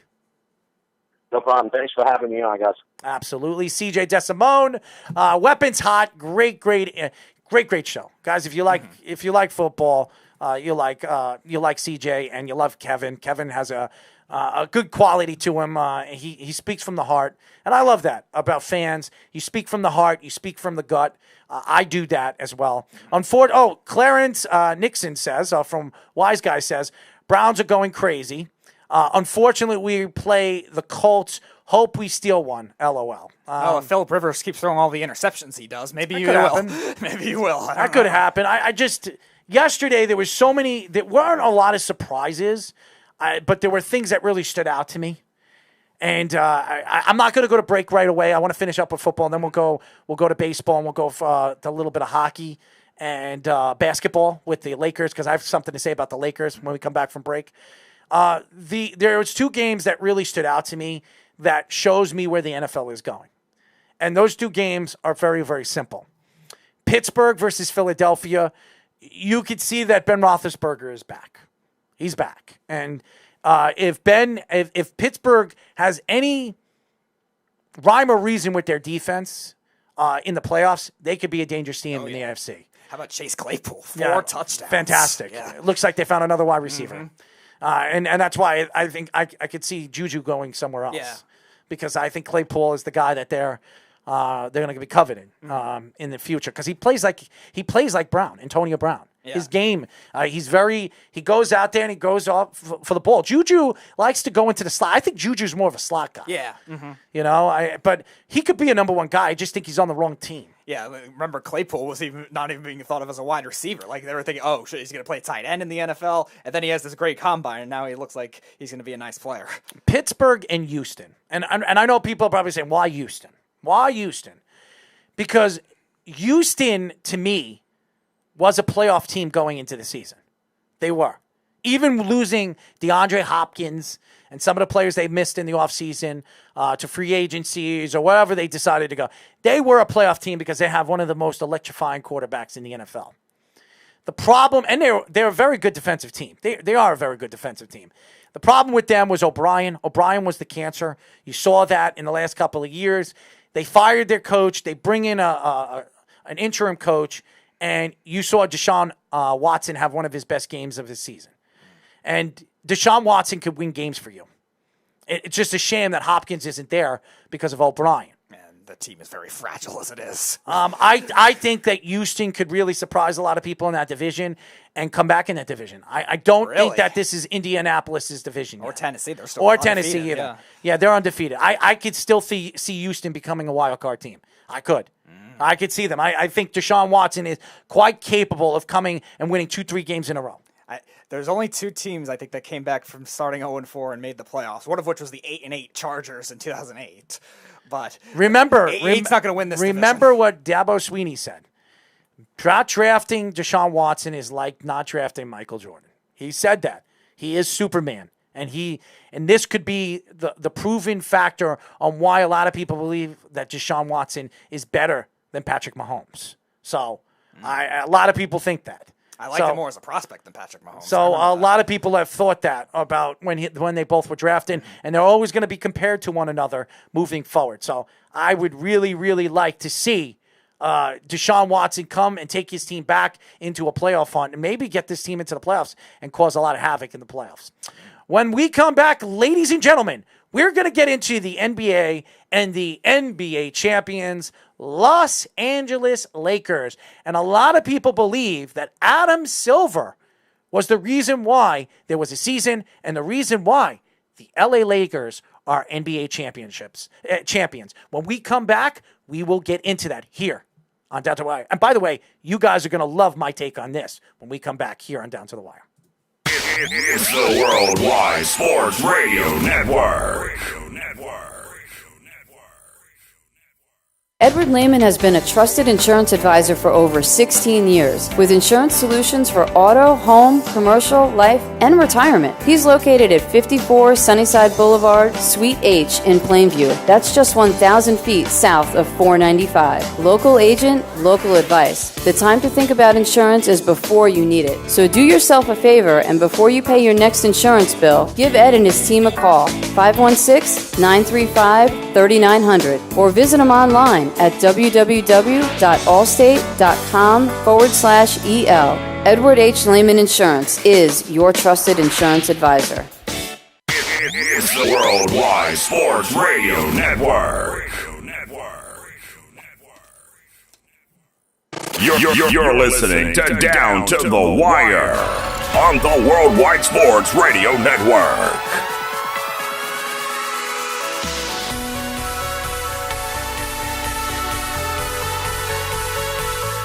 As you guys know, this is Down to the Wire. We are live every single Monday from 6 p.m. to 8 p.m. New York Eastern Time. Remember, You can call us at 631-965-4990 like Kevin did, like CJ Mosley did, CJ DeSimone did. Called him CJ Mosley. Maybe I'm just dreaming about CJ Mosley, not a New York Jet. Remember, you can go to our website at www.worldwidesportsradio.com. By the way, I'm reconstructing our website. Our new website will be up in the next week or so. You guys are going to like the reconstruction of the new website. And download our app, guys. If you don't have our app, go to iOS, go to Android, WWSRN. You can read our stories, watch our shows, listen to our shows live, listen to the clips of our shows, everything, our events that we're going to be doing, hopefully in the near future after COVID-19. All the different pictures. It's great, guys. It's right at your fingertips. That's why we had it made for you guys, for the fans. I wanted to get into this NBA take, and I've been all over social media all day about LeBron James. Adam Silver was the reason why LeBron James won his fourth title, why the Lakers won another title that they shouldn't have been a season. This COVID-19 has affected and has washed up the talent going into the playoffs this year. All the different things that I've read throughout social media, from Twitter to Instagram to Facebook, all the garbage that I've been hearing. I will say this. LeBron James proved why he's still the best player in the NBA. He proved it. I don't think there's any reason to argue that LeBron James isn't the greatest player in the NBA for the last 20 years. Even when Mamba was in the NBA. Now, there are a lot of stories coming out that the reason why Adam Silver wanted to bring back the season was because Kobe Bryant's passing, and that he wanted the Lakers to win a championship and let the Lakers and let the Bryant family ride off to the sunset with a championship, another championship, number 17. And I'll tell you guys this. That is so far from the truth. Now, I don't like what Adam Silver has done so far, and I have my own thoughts with the adding Black Lives Matter on a basketball court. I disagree cold-heartedly. I would not do that. That's just my opinion. I agree with everything that's going on in the world and why players are doing what they're doing and standing for what they're standing for. But I disagree with a lot of things Adam Silver has done with the notion with Black Lives Matter. I think it's ridiculous. I don't like that LeBron James has spoken out on his political thoughts while we should be thinking about the NBA and the playoffs, not his political thoughts on what's going on in the world, because that's not going to satisfy the fans moving forward if the Lakers win a championship, because all people are going to remember with the Lakers winning a championship is COVID-19 and Black Lives Matter and what LeBron James has said on and off the court. Nobody's going to remember LeBron James having a triple-double in game number 6 in the NBA championship, or what he did in game number 5, back and forth with Jimmy Butler, 40 points, 13 assists, and 9 rebounds or 8 rebounds. Nobody's going to remember that. Yeah, and again, some of these like storybook endings, you want to say they rigged it for the league and rigged it for the Lakers. You still have the emotional aspect of having to deal with all that. Remember the day that we found out about the passing of Kobe and Gianna. A lot of these players didn't even want to play. They couldn't do it. They went on anyway. Obviously, they did the 8-second, 24-second violations and is on there. But a lot of those players didn't want to play. They weren't in that state of mind. So that adds extra pressure on the Lakers, too. It's not something that's going to be gifted to them. And they still played well amidst all that, thinking about all that, and doing it for a fan base that obviously lost a legend. Well, I will say this. They weren't considered the best team going into the playoffs anyways. The Clippers were. Mm-hmm. Everybody thought the Clippers were going to win a championship. Not the Lakers. And I understand why everybody is taking shots at Adam Silver because of what his thoughts were at the end of the season, at the end of the game last night, stating that all the trials and tribulations the Lakers organization just went through, the whole NBA went through of Kobe's passing. It wasn't just the Lakers. Yes, he was an all-time Laker great. Yes, he was the Lakers for the last 15, 20 years. But it wasn't all about Kobe Bryant in that game. LeBron James outplayed and outdueled Jimmy Butler. And Jimmy Butler was defended for the first game of this series by LeBron James. Go look. Jimmy Butler had 12 points in the game. He had 12 points. Why? Why did Jimmy Butler have 12 points in the game? Because LeBron James was defending him the whole game. The whole team had only 36 at halftime. I mean, it was an absolute onslaught. They absolutely. You want to talk about Frank Vogel? I am not a big Frank Vogel fan. A matter of fact, Frank Vogel was handed a great team, handed the king, handed Anthony Davis. He was handed a championship. All he had to do was put it together. That's all he had to do with him and Jason Kidd. That's all they got to do. What was impressive about Frank Vogel's defense, because everybody knows Frank Vogel is a defensive-minded coach, is they played their asses off in game number 6 to shut down Jimmy Butler and that offense. They couldn't do anything in the second, first, and even third quarter. The Lakers were playing around with them in the fourth quarter. They were getting them easy layups, easy shots, open shots. The game was over. The game was over after the first half, when they were up by 30 points. I was sitting there watching the game with Eric Martini, and he kept telling me, I could see them coming back.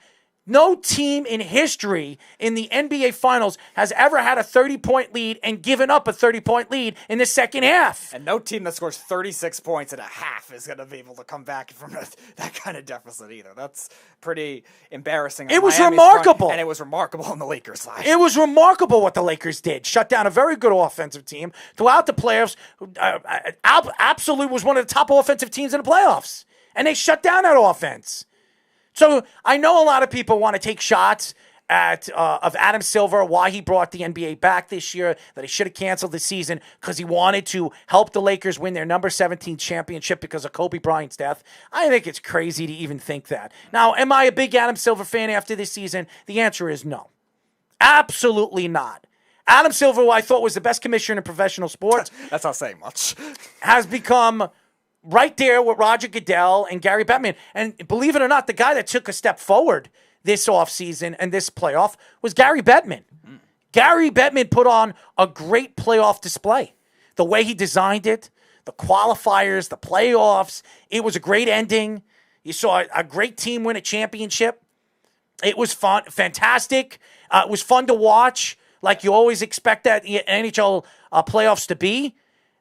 The NBA wasn't fun. It really wasn't. Watching the Clippers get knocked off, even though it was surprising, and watching the Nuggets come back from a 3-1 deficit, not once but twice against Utah and a great team like that, and then get to the Western Conference Finals and almost knock off the Lakers. Fantastic. Fantastic. Who knows what would have happened if Anthony Davis doesn't hit that buzzer beater? That could be a different series. Yeah, altogether. absolutely.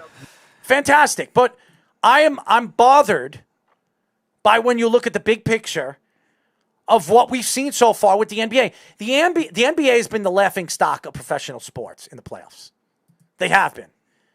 And I'll tell you why. The way the whole brought back the I wouldn't say the whole social injustice situation, and the way they brought it to the front of the playoffs, kind of like blocking the playoffs. The fact that LeBron James and Chris Paul tried to boycott the season and go to Barack Obama, and Barack Obama made the decision that there should be an NBA season was a joke. I just think a lot of things that the NBA, threw out there that really hurt the public eye of where the NBA is in the social media world and everything like that, they were a joke.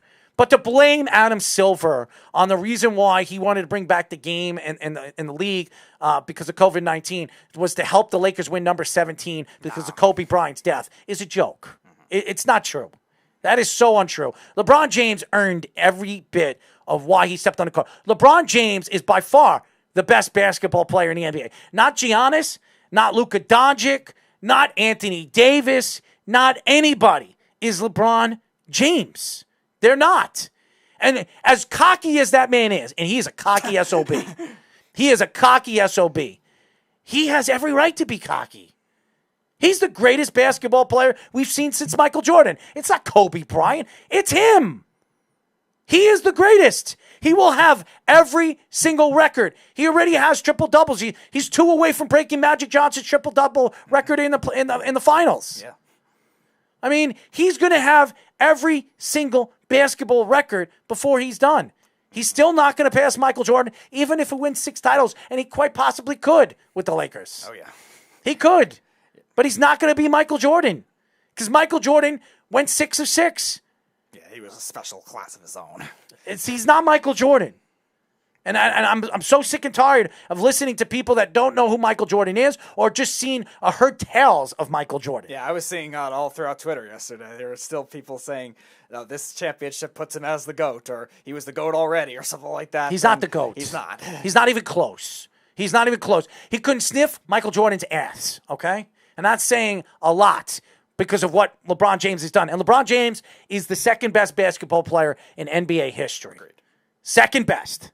And he will always be second best. No Kobe, who's not even in the top 10, okay? We've said this over and over again. You're 17th best player and of all time. And a lot of people, when I start bringing up players, I started when I sat down with Eric, and you bring up Oscar Robertson. He's got better numbers than Kobe Bryant in the playoffs. I can name a bunch of players that have better numbers than Kobe Bryant in the regular season and the playoffs. Jerry West has better numbers in the playoffs and in the regular season than Kobe Bryant. Is he considered better than Kobe Bryant? No. And there was no three-point line when Jerry West played in the NBA. Mm-hmm. Okay, so I will tell you, Kobe Bryant, again, as great as Kobe was, he is not in the top 10 of all time. He's not. He's not. He's not better than Wilt Chamberlain. He's not better than Bill Russell. He's not better than Shaquille O'Neal. He's not better than Tim Duncan. He's not better than these guys. He's just not. Kareem Abdul-Jabbar, Magic Johnson, Larry Bird. He's not. Hakeem Olajuwon. He's not. He's right there in the echelon of 15, 16, 17. That's where I would say. Because I could take a lot of players. There are players right now in the league that I would take over him. Right now. That are in the league. When Anthony Davis retires, I'm taking Anthony Davis. Kevin Durant, you think? Kevin Durant, absolutely. Mm-hmm. Kevin Durant, absolutely. Mm-hmm. I mean, there are players out there that are in the league right now that I would take over Kobe Bryant. Not because Kobe wasn't a great player. He was. But he's not in my top 10. He's not in a lot of people's top 10. He's right on the edge of mine. I have to do a whole list. I don't really get into these basketball lists because there's a lot of arguments. Is he better than Rick Barry? I think so. You're out of your mind. Okay. You're out of your mind because and Mark is sitting right there. Mark saw Rick Barry play. No, but not that old. You never saw Rick Barry play? No. Wow. I've seen Rick Barry play. I didn't see him live, but I've seen video and footage. Yeah, I've seen video, obviously, yeah. Rick Barry was a better all-around player than Kobe Bryant was. He was Rick Barry has the best free-throw shooting percentage in NBA history. Or any style. It doesn't matter. No, I know. I love it. It doesn't matter. Rick Barry is one of the greatest small forward, power forwards in NBA history, and nobody ever talks about it. Rick Barry also started. I mean, don't forget, he went to the ABA, and he built that league a little bit. I mean, he could have had a great NBA career his whole career, but he chose to go to the ABA because his father-in-law actually was coaching one of the teams. And then, I mean, he's an NBA Hall of Famer. To compare him to Kobe is hard because they're two different players. Kobe's a lot more athletic. Their numbers are identical. Their numbers are identical. Almost identical. Rick Barry knew how to score. He was a great scorer. And back then, it was a different game. Back then, they shot the ball like 400 times a game because it was just up and down the court. When Kobe played, it was a little more focused, I guess, on defense. And on, you had you're allowed to play zone. There are a lot of different things that had come by the time Kobe got there. Right. So I wouldn't say, that's a hard comparison to make. I think both of them are great. They both do different things. I wouldn't mind having either of them on my team. They're both definitely Hall of Famers. I love Kobe. I love Rick Barry. But Rick Barry was a winner. He hated to lose. So was Kobe. Kobe was a winner too, but Kobe also played with Shaquille O'Neal. Rick Barry, when he came into the NBA, he was the guy. So and he won a title with the 1975 Warriors, which really didn't have much besides him. Mm-hmm. And they had they had Clifford Ray. They had a young guy who wound up winning a couple titles with the Lakers. And Magic Johnson, I forget his name. But they weren't that good that those Warrior teams that won in 75, they beat the Bullets, who were very good, and Elvin Hayes and guys like that. They wound up winning the title later in the 70s. Mm-hmm. They were an underdog, and Al Attles was the coach. He was one of the first black head coaches in the NBA. So he had to really work at what he did with Barry, and he was a phenomenal foul shooter, absolutely phenomenal foul shooter, probably the best in NBA. He is the greatest. He's the greatest of all time, not even close. But that's not even an argument. There are other guys, what I'm saying, and I don't want to get into this too long, that I would take over Kobe Bryant. They're just so many great players that we have seen over the years that I honestly would take over Kobe Bryant because of the way he did it, the time that they did it, and the dominance they did. Even Charles Barkley at the top of his game, Charles Barkley was as good as anybody. Good as anybody. Absolutely, Barkley was great. He was great. Look at his numbers. They're very considerable to Kobe Bryant's numbers. And Kobe, as good as he was in the playoffs, he's not an all-time great in the playoffs. He's not. Go look at his numbers. He's not even close to LeBron. LeBron averages 7 more points than Kobe does every single playoff game. 7 more points. That's a lot. And then I think LeBron has really separated himself from everybody. I mean, even not Michael Jordan. Well, Jordan. It's hard. You get into blasphemy whenever I would challenge Jordan because believe me, I know how great Jordan was. Jordan did things that still hurt me today, being a Knicks fan. But besides that, Jordan was just the greatness of Jordan. The fact that he hated to lose. The fact that he didn't really have. Scottie Pippen was a good player.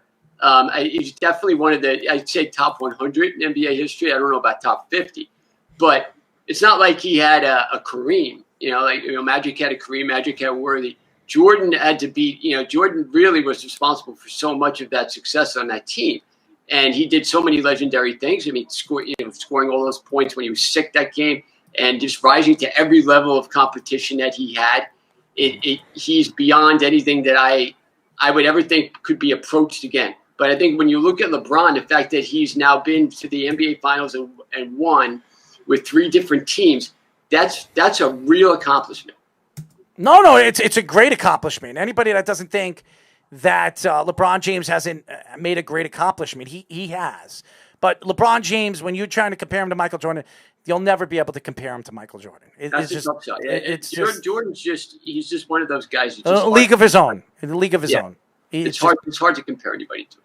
So, as you guys know, we call this segment, we do this every single Monday. We call this segment Mark It Up. This is Mark It Up. All right, Mark, are you ready? Sure. Now, I mean, did you guys really watch the NBA Finals? I mean, has there been anything, sports this year, we talked about it all the time. It's just very, very weird. You had an NHL champion and an NBA champion, and it just kind of passed in the wind.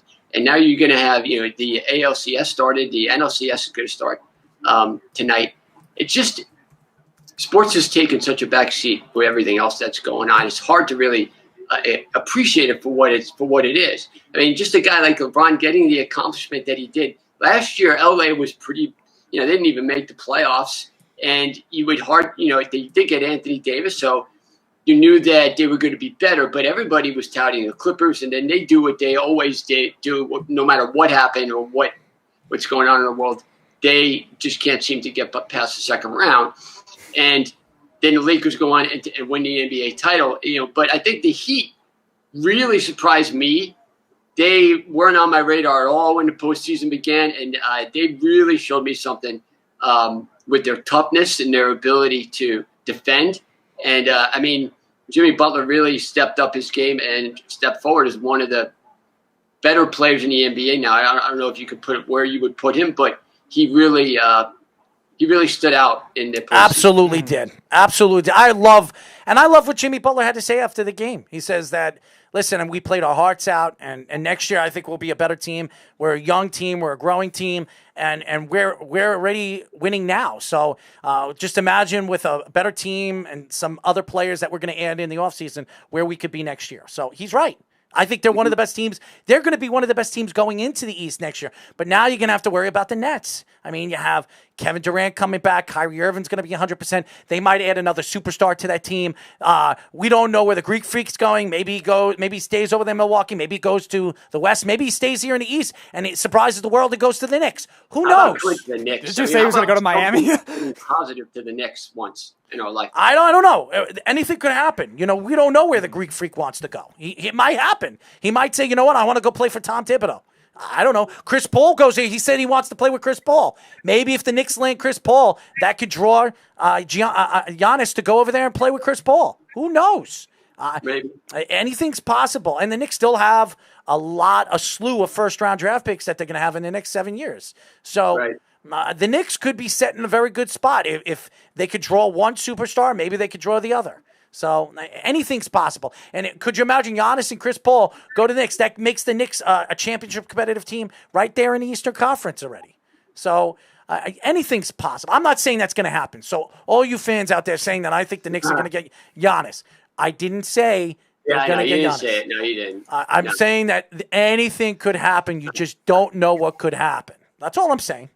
So, that's it. Now, how do you feel about the Yankees losing to the Rays? I was very upset, and I will say this, and I'm not. I've said this. I said this on the Weekend Crunch on Saturday with Eric and Speedy.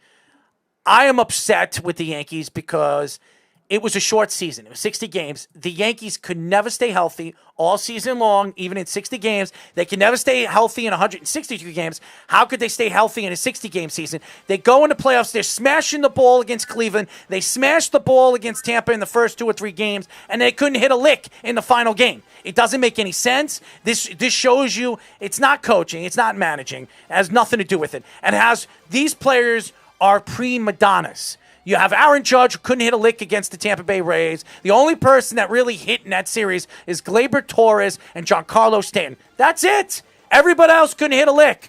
And Aaron Hicks needs to go. Gardner needs to retire. I mean, this team something needs to be done with, and the pitching staff. You cannot, Garrett Cole pitched his heart out in game number 5. His heart out. And then the bullpen completely plummethed. Chapman is done. They need to move on from Chapman. They need to find another closer, maybe Hader or somebody like that. They need to do something. It's not Chapman. This bullpen is it's terrible. This is the worst bullpen with the New York Yankees in 20 years, and I knew the Yankees weren't going to win a World Series, even if they got out of this series. Yeah, I'm pretty disappointed in them, too. I would challenge most baseball fans to name like 6 or 7 guys on the Rays. They probably couldn't do it. I never thought the Yankees would lose to them in a series. Things happen during the regular season. This is a weird regular season. So many different things happen anyway. So, whoever won a division didn't matter because they all had to do the same thing in the first round anyway. So there was really no advantage to winning the division. You each had to win a best of 3 series. And there was no home field advantage because there was no fans, so it didn't matter.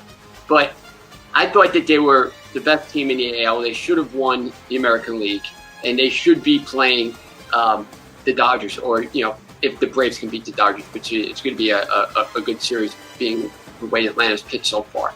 But again, 60 games for baseball. I mean, I was talking about this with Snowman the other day. You have teams like the 2002. Angels and 2003 Marlins, they weren't even in near 500 after 60 games. They wound up winning the World Series, both those teams.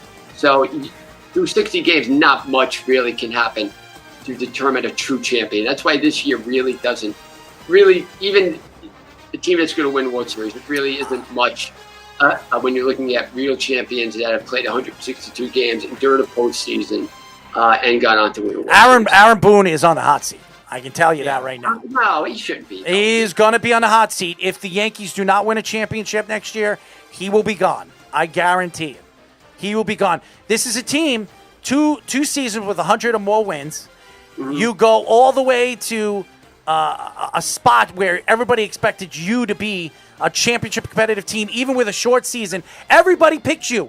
Everybody, even Eric Coleman, who knows nothing about baseball, picks you. The official jinx. And you lose. So I don't know. The other problem that you have to look at, Mark, too, is I said this on the Weekend Crunch, is the identity of the Yankees. They can't keep trying to just swing for the home runs all the time, and they strike out too much in the playoffs, which doesn't win in the playoffs. Analytics are great, and they definitely have helped player development. They've helped baseball strategy, I think, but you still need some level of contact hitting, and you saw it with LeMahieu. You've seen that with LeMahieu. He was good too. I didn't give him credit either. Yes, and DJ LeMahieu had a good series too. Batting title this year, an MVP candidate for sure. He's going to get a lot of money. Yeah, you need more players like that though, and the player. It's not like they can't do it. It's not like they're incapable players. It's not like they have a bunch of Ryan Howards on the team. They have guys that are definitely capable of doing it, but just doesn't seem like their approach has been that way in the playoffs. And I think they struck out at one point. I want to say Game 4 against the Rays or Game 5. My God, I think they struck out like 16 times. Yeah. But you got to remember too. How do the Rays find this guy Glasso? They find all these guys, man. They trade away people. Superstar pitchers. They're no longer superstar pitchers. They bring in this kid. He comes out of nowhere, and he's one of the best pitchers in the American League. It doesn't make any sense. Especially since how long Archer was on the trade clock. The Yankees haven't won since 2009, so it's not like they had championship after championship after championship. I mean, the coach came in, and he hit one of the biggest postseason home runs ever. So Yankee fans love him already. Okay, so Boone is a guy that really has done well, I think. I mean, he's brought them. He's done great. But you got to win. But he's brought them, to the playoffs, and they've got to the championship series before. I didn't think they were better than the Astros last year. This was the only year I thought they really should have won. But again, it's just so many unknowns with the 60 games. There's just so many things that could have gone wrong. And they didn't win. So. Tanaka is terrible, too. Absolutely horrendous. Absolutely. He needs to be gone.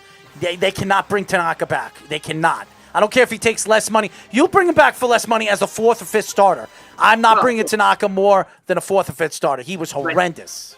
They still got talent everywhere. They still got a load full of guys in a minor league system. Yes. They're going to be good for a long time. Yes. And, I mean, it's not easy to win a World Series every year. I mean, look at the Oakland A's, okay?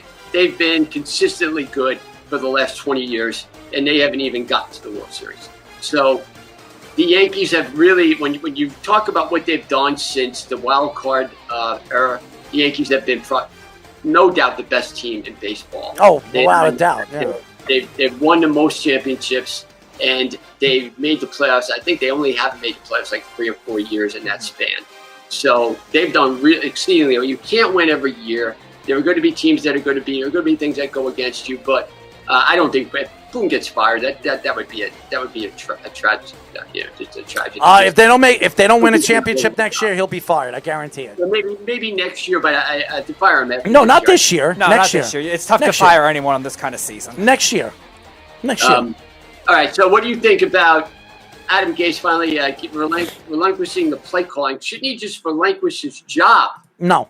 But look, the point is... The point is to lose so you get the number 1 pick. That's the point. Well, yeah, but you lose so you can get rid of him. Who gives you the best chance to lose? Adam Gase. So you keep him there.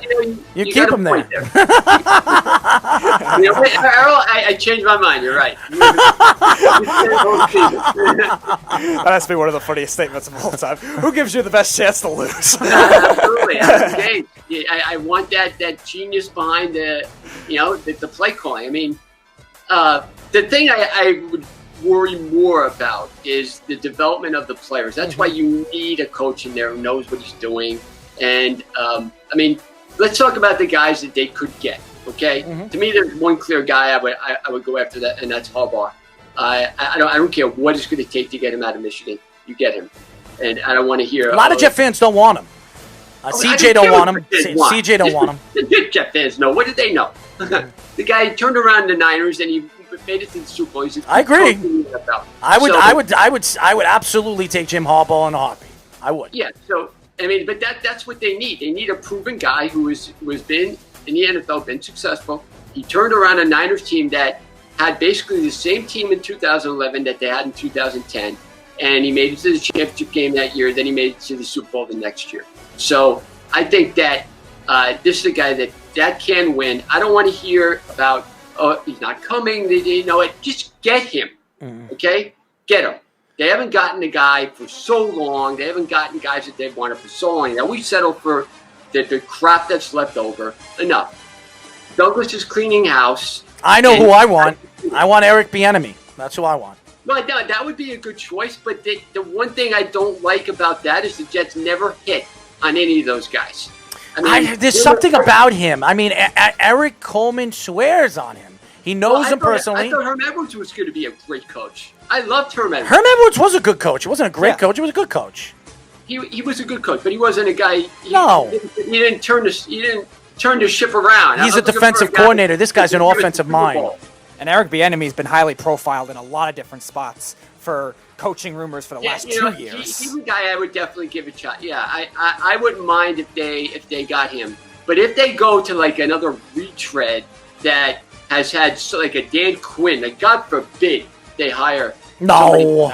He could be the defensive. I wouldn't mind him a defensive coordinator for the Jets. I think. Look, there are guys that are great at coordinating jobs. Yeah. North Florida was an excellent coordinator. I'd take him any day as a coordinator. I never want him as a head coach. I think Dan Quinn. I think Dan Quinn would get more out of the players right now that he has, that the Jets have right now at getting to the quarterback than Greg Williams. He lost. Greg Williams lost the defense, man. He lost them. Yeah, but all the guys are. This is a weird year, man. All the guys are hurt. It's like everything's so weird. But look, bring back Rex as a defensive coordinator. I'd love to see him as a defensive coordinator. He was a great defensive coordinator. Mm-hmm. I just, to me, there was a lot of things that stood out to me with the New York Jets this week. But the one thing that really stands out to me, Jet fans should not be complaining that Adam Gase is still there. If anything, you should be celebrating. You got a good point. Yeah. I give you that, Harold. That's a great point. You should be celebrating, because I guarantee you when he gets fired, we bring in a guy and the Jets will win the next week after that. I guarantee you. And screw the Jets from getting the number 1 pick. I can see the Jets doing that. The Picasso syndrome, where they 2-7 and then he goes on a 5-game winning streak. Yeah, I don't want to see that. We're not going to see Sam for at least 4 weeks. He has a dislocated throwing shoulder. There's no way they're going to bring the kid back when it could put him at risk career-wise, or if he's a trading piece, moving him in the offseason. You want him to be 100% healthy, where teams will be lining up if you decide that you don't want him and you want to draft Trevor Lawrence. So that's going to be up to the Jets and Joe Douglas. Let Joe Douglas make that decision. If he thinks that Sam is the guy, he will keep Sam. If he doesn't think Sam's the guy, he will draft Trevor Lawrence. I trust Douglas. Yeah. All right, so as we end up here, we'll finish with college football, because we got a great game this week. We still got time anyways, because there is no Wise Guys tonight. So.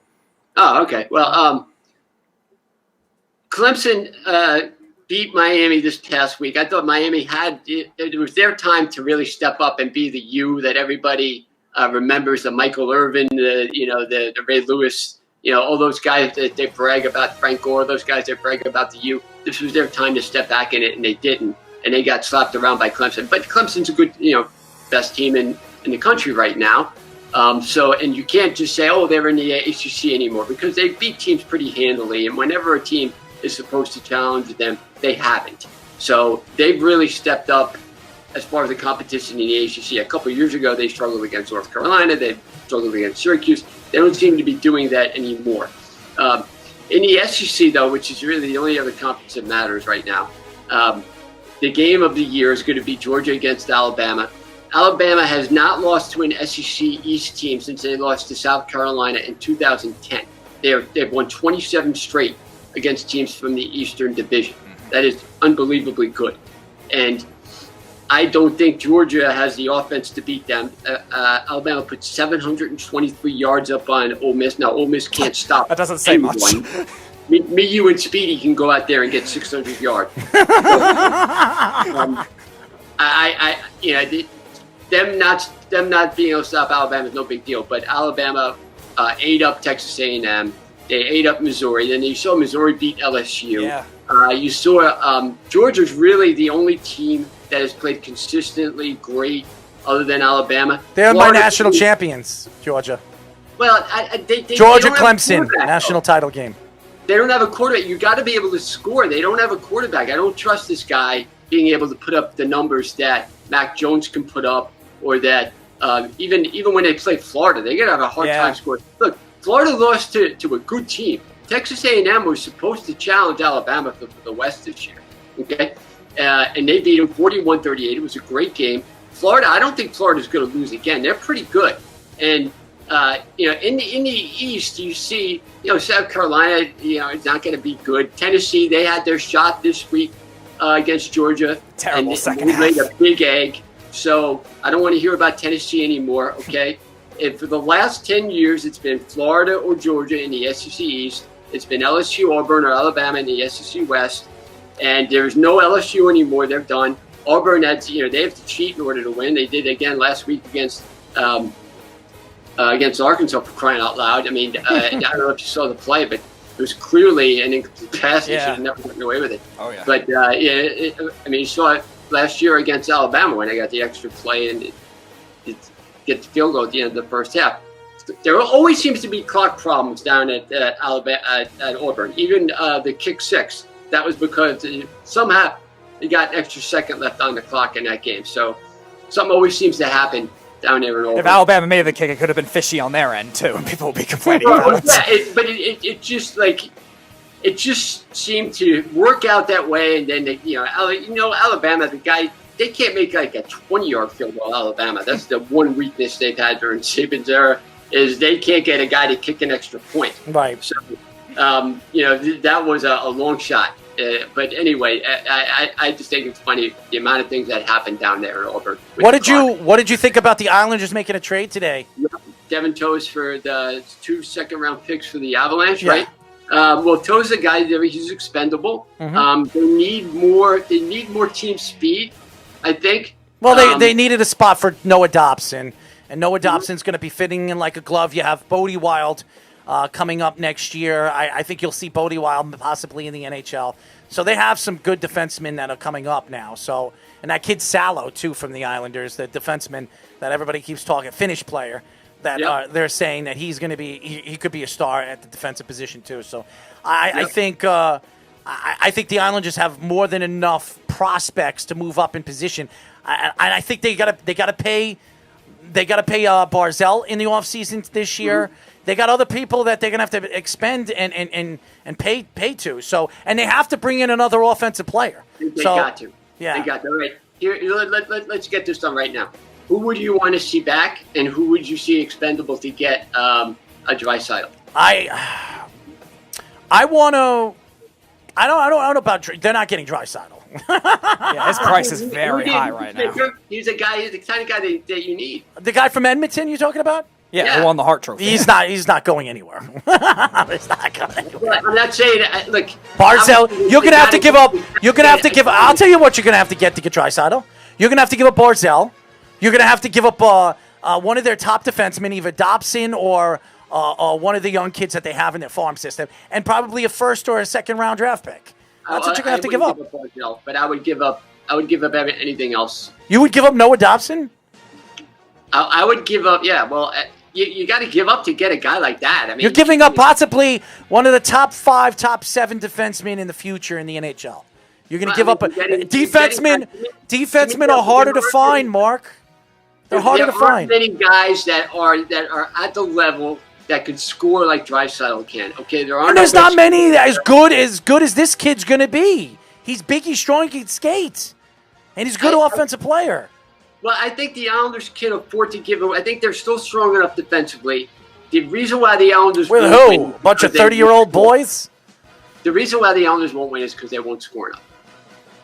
They're going to get I still think they're going to get Patrick Laney. I really do. They're going to find a way. I do. I think they're going to find a way to make the trade. I don't know, because I thought Devin Tames would have been a perfect fit like a glove. But I think they're looking for a left-handed shot. Mayfield could be a guy that would fit in that category. It's not just Mayfield. They're going to have to give up a couple of first-round draft picks. Yeah. They're going to have to give up some players for Patrick Laney. But I could see Patrick Laney going to the Islanders. Absolutely. Laney would be good. I mean, he's a young guy. He's definitely got more potential to get better. Put him with Barzell, a huge potential. Barzell has a guy that he can put the puck on his stick, and he can put it right in the net. I mean, the guy's a sniper. Laney isn't bad. I would definitely. Laney's never played with a guy that can pass the puck like Barzell. If Barzell, he will make Barzell a 30-goal scorer. He will make Barzell that kind of player because he'll open up the ice for Barzell. Well, Barzell could score. Look, the reason Barzell, if you remember the year with Tavares, Barzell was awesome. I mean, the reason why the Islanders haven't scored the last 2 years is because they're not supposed to. Well, I understand that, but he will open up the ice for Barzell. He'll open up, places where Barzell can plant his body and give him a more of a percentage of a shot to put the puck in the net. Where Barzell goes is Barzell has to make every single thing open. He's got to open up everything in on the ice. With Laney's so big, he's so strong. He'll position himself in a spot where if Barzell gets him the puck, he'll be able to get the puck back to Barzell so he can put the puck in the net. So I think Bavillier really stepped up. Oh, he's fantastic. He's going to be another guy. Yeah, that needed to happen. So if they get that kind of play from him, that'll be very good. How about the kid that they brought from the Ottawa Senators? He showed why the Islanders. Pajot, Oh, Pajot. They didn't have to go. Everybody keeps talking about the Islanders didn't have a first or a second round draft pick. Yeah, oh well. He was one of the best players in the playoffs. He was. He really was. I mean, a lot of the guys. 9 goals in the playoffs. Yeah, jeez. Yeah, a lot of the guys stepped up for them this year in the playoffs. It's why you're wondering who's going to be back. He is 5-year contract. Oh, yeah. He'll be up there. He'll be a second-line center next year. I guarantee it. Either him or Brock Nelson. I think they'll move Brock Nelson in the offseason. Yeah, me too. I think Brock Nelson will be gone. I do. I think his contract's affordable to some players, some teams, and he's a 27, 30-goal scorer. You can get a player for Brock Nelson in a trade. Yeah, you can. Look, what about the fourth line? I heard that they're not coming back. I heard Clutterbuck, they're going to try to move his contract. Yeah, they're going to try to move his contract. And Cizikas is under contract for another 2 years. I could see them moving Cizikas. Martin could be brought back because he wants to stay.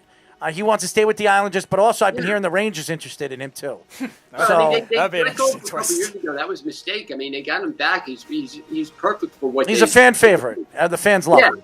And him and like the fourth line has been one of the. It is the best fourth line in hockey. It's been hyped up for a while now. Yeah, it's been the best fourth line in hockey. The problem is that you're overpaying these guys. Clutterbuck is making way too much money on the fourth line. I'm so mad they traded Niederreiter for Clutterbuck, even though Niederreiter didn't turn out to be as good as I thought he would be. Well, again, that's the Islanders and that's Garth Snow. Yes. I think. Hold on. Sign Corey Crawford as the backup for the Islanders. The Islanders don't need a backup. No, Corey Crawford signed with the Devils already. I think the Islanders are planning to trade Varlamov. I do think they're going to try to move Varlamov in the offseason. They've got their goaltender of the future. They got him. They've got him. And they've got him. He's going to play. Sorokin will be playing every single game practically next year. He's young. He's 24 years old. He's big. He's strong. He's flexible. If he stays healthy, he's going to be digit. I think they'll bring in a backup backup goaltender, a guy that's a qualified, a quality backup quarterback. That's what the backup goaltender. That's what I think they're going to do. So that's where I see the Islanders going. I think they plan Sorokin to play 70 games next year. So I don't think the Islanders are going to make a big move, and I think they're going to move Varlamov because of the contract. They're going to try to do everything they can to shed contracts so they can make a move for a Patrick Laney or somebody like that and then sign him to a long-term deal. I've been hearing they're trying to move Boychuk. Boychuk has 2 years left on his contract, and it's a movable contract because they don't need him. Yeah, they don't need him, and his contract's worth a team to take on. I mean, it's $6 million a year after 2 years or after a year, they can shed the contract and get $6 million on the cap. So I think it's an affordable. Yeah, that's helpful. It's a helpful contract for a lot of teams to go after Boychuk. So I think Boychuk will be gone. I think Leddy will be traded. I think they have a lot of good young defensive prospects. Yeah. So I think the Islanders are going to try to move those guys up and see what they have in their farm system. And they got the new arena coming. They need a big superstar. They need a superstar. They need a sniper. Patrick Laney is a guy that you can make a lot of Islander fans very, very happy with the new stadium opening up. I would agree with that. I would agree with that. Either that or Mike Hoffman. I like Mike Hoffman too. I really like Mike Hoffman. If Mike Hoffman takes a 4-year deal with the Islanders, I would scoop him up. He would fit like a glove on Barzell's line. like a glove. Glove. No, that guy could score 40 goals with Barzell. He's very fast. He's a lot faster than he looks. His skating ability, and he's a sniper. He's even a better sniper than Patrick Laney. I mean, the guy could put the puck in the net as good as anybody in the league. He'll score 40 goals on that Barzell line, and he'll make the line. He'll give the line a little bit more diversity too on the wing side. So, and he can pass. Just as good of a passer. Yeah. But the only problem is he's 30 years old, and you don't want to give him a 7-year deal. If he takes a 4 or 5 year deal, if I was Lou Lamoriello, I would absolutely bring Mike Hoffman, even over Patrick Laney, because I think he's a guy that's going to give you a lot of diversity on that line. And he's played well. How are things on Long Island? I miss home. How things are in Long Island? Well, it was raining all day today. Speedy was farting up a storm. Very smelly. Very smelly, guys. I'm telling you, you guys should really send out your best of before the show, like the things you guys say before the show. I had access to that at one point. It's really great. I'm sorry, Mark. Oh, come on, man. Man. You just can't make up the kind of stuff that Errol does. It's just. I'm a little crazy. That's the problem. A little. What's funny is that you do it so like under your breath, and unless you really, you could. I'm like, what do you say? Well, I do say a lot of outlandish things, so you do. But it's all part of fun. Yep. I miss you guys. Entertainment. I miss you too, man. I'm going to call you after the show. I want to talk to you about something. All right, bub. All right. Mark Kelly, ladies and gentlemen. We do this every single Monday. We call this segment Mark It Up. Mark is very knowledgeable. He gives you his good take, not only with what's going on in the NFL. He talked about the NCAA. We're going to be talking about college basketball, which is starting in a couple of weeks, too. So that's going to be fun. That's going to be something to talk about. March Madness in a couple of months, hopefully, if COVID-19 doesn't hold that back. But hopefully we have March Madness. We missed it this year. It would have been a great March Madness. Oh, my God, yeah. So hopefully we'll see it this year. But Mark, knowledgeable in his baseball, knowledgeable in everything that he talks. I mean, he's a fantastic analyst, a great writer. You guys got to check his star articles on our website, on our app. Great. Everything that he talks about. He has great knowledge of what he's talking about. By the way, the Wise Guys will not be on this week. They'll be back next week in the studios of the Wise Guys Know Sports. So that's going to be interesting. Clarence and Mr. Trey, great show. Really, really great show. They called me today and they said they're not going to be doing the show this week. Shout out to Jordan and their team over there at the Wise Guys. But tomorrow we have a great lineup of shows tomorrow, right? We have the BS Sports Show. I think that's the only one tomorrow.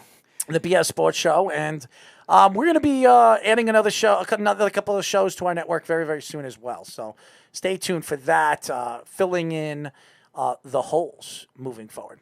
That's it for our show, ladies and gentlemen.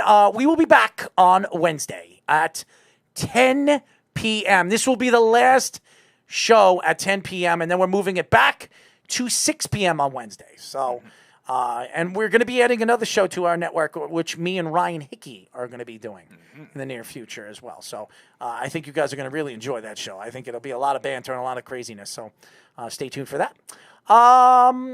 Anything to say before we go, Speedy? Not really. You nailed everything. But yeah, Errol, you are crazy for sure. We'll say that. Who isn't crazy? Everybody's crazy. My underwear's crazy. My underwear is crazy. I don't need that much detail. Well, you're not wearing any underwear today because you were dirty. You dirty your pants last night, right? You wet your bed? No. Yeah, Grandma told me you wet your bed. Well, that's a lie. So Grandma was lying to me? She didn't talk to you. She did talk to me. She told me you wet the bed last night. You had one of those bad wet dreams. Oh my God. Speedy having a wet dream. Who would absolutely want to see that? Speedy? Ask your dream. I don't know. Speedy and his wet dreams. Will the Chargers cover tonight, Speedy? What is the spread right now? Last time I checked, it was -8.5. But it obviously keeps moving. I have the Chargers, I think, losing by 10, if I remember correctly. So if the spread went up to that, maybe. But Chargers will have a chance to win this game in the fourth quarter. I think so too. I think they're actually going to start kind of fast, and then they're going to crumble on it later. Justin Herbert is going to have a sensational game. He is going to outplay Drew Brees in New Orleans. Ooh. Wow. Remember I said that. Justin Herbert, start him tonight against this defense. He's going to have a great game. He's going to put himself on the map on Monday Night Football. Mm-hmm. Remember I said that. First primetime game, and he gets a And we will talk about that on Wednesday. Yep. I absolutely believe he is primetime ready. Get Speedy to dance. No, Wednesday. You tune in on Wednesday. You, Cole. Wednesday, we got you. Wednesday, you tune in on Wednesday. I'll pick the right song, and the clown and himself will be dancing for all you fans. So definitely stay tuned for Wednesday's show. The Midnight Mania. The Midnight Mania. The Midnight Maniac. How's that sound? Anyways, that's it for our show. That's not a dance song, but okay. There you go. That's it for our show, ladies and gentlemen. We will be back on Wednesday. Until then, this is Errol Marks and Speedy Petey saying good night, and we'll talk to you Wednesday. Good night, everybody. It's the Worldwide Sports Radio Network. Do current market conditions have you nervous? Our experienced team of financial professionals at Heritage Harbor Financial Associates understands that no two investors are alike. We all have different goals, needs, and appetites for risk. That's why the one-size-fits-all approach does not work, especially when planning for retirement. At Heritage Harbor Financial Associates, we analyze your unique investment style so that you can work toward your individual retirement goals on your terms. Heritage Harbor Financial Associates can help you take steps to reach your retirement goals by providing a wide array of financial products to fit your needs, even for the risk adverse. Give us a call at 631-331-6599 to learn more or to set up an appointment with one of our financial professionals. You can also find us on the web at hhfa.org or on Facebook at facebook.com/hhfa.org. Our number again is 631-331-6599. That's 631-331-6599. Investments in stock, bonds, and mutual funds and variable annuities are not FDIC insured and are subject to fluctuation in value and market risk, including loss of principal. Heritage Harbor Financial Associates offers securities through AXA Advisors LLC, New York, New York. Member FINRA, SIPC. Annuity and insurance products offered through AXA Network LLC.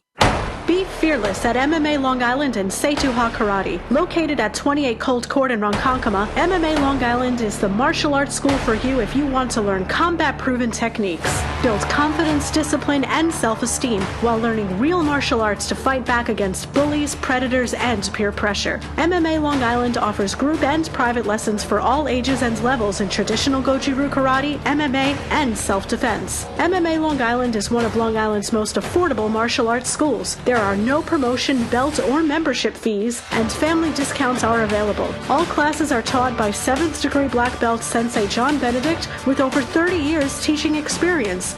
So whether you want to get in the ring or protect yourself and your family, MMA Long Island can help you reach your goals. Visit MMALongIsland.com. That's MMALongIsland.com or call or text 516-381-9660. That's 516-381-9660. Ranger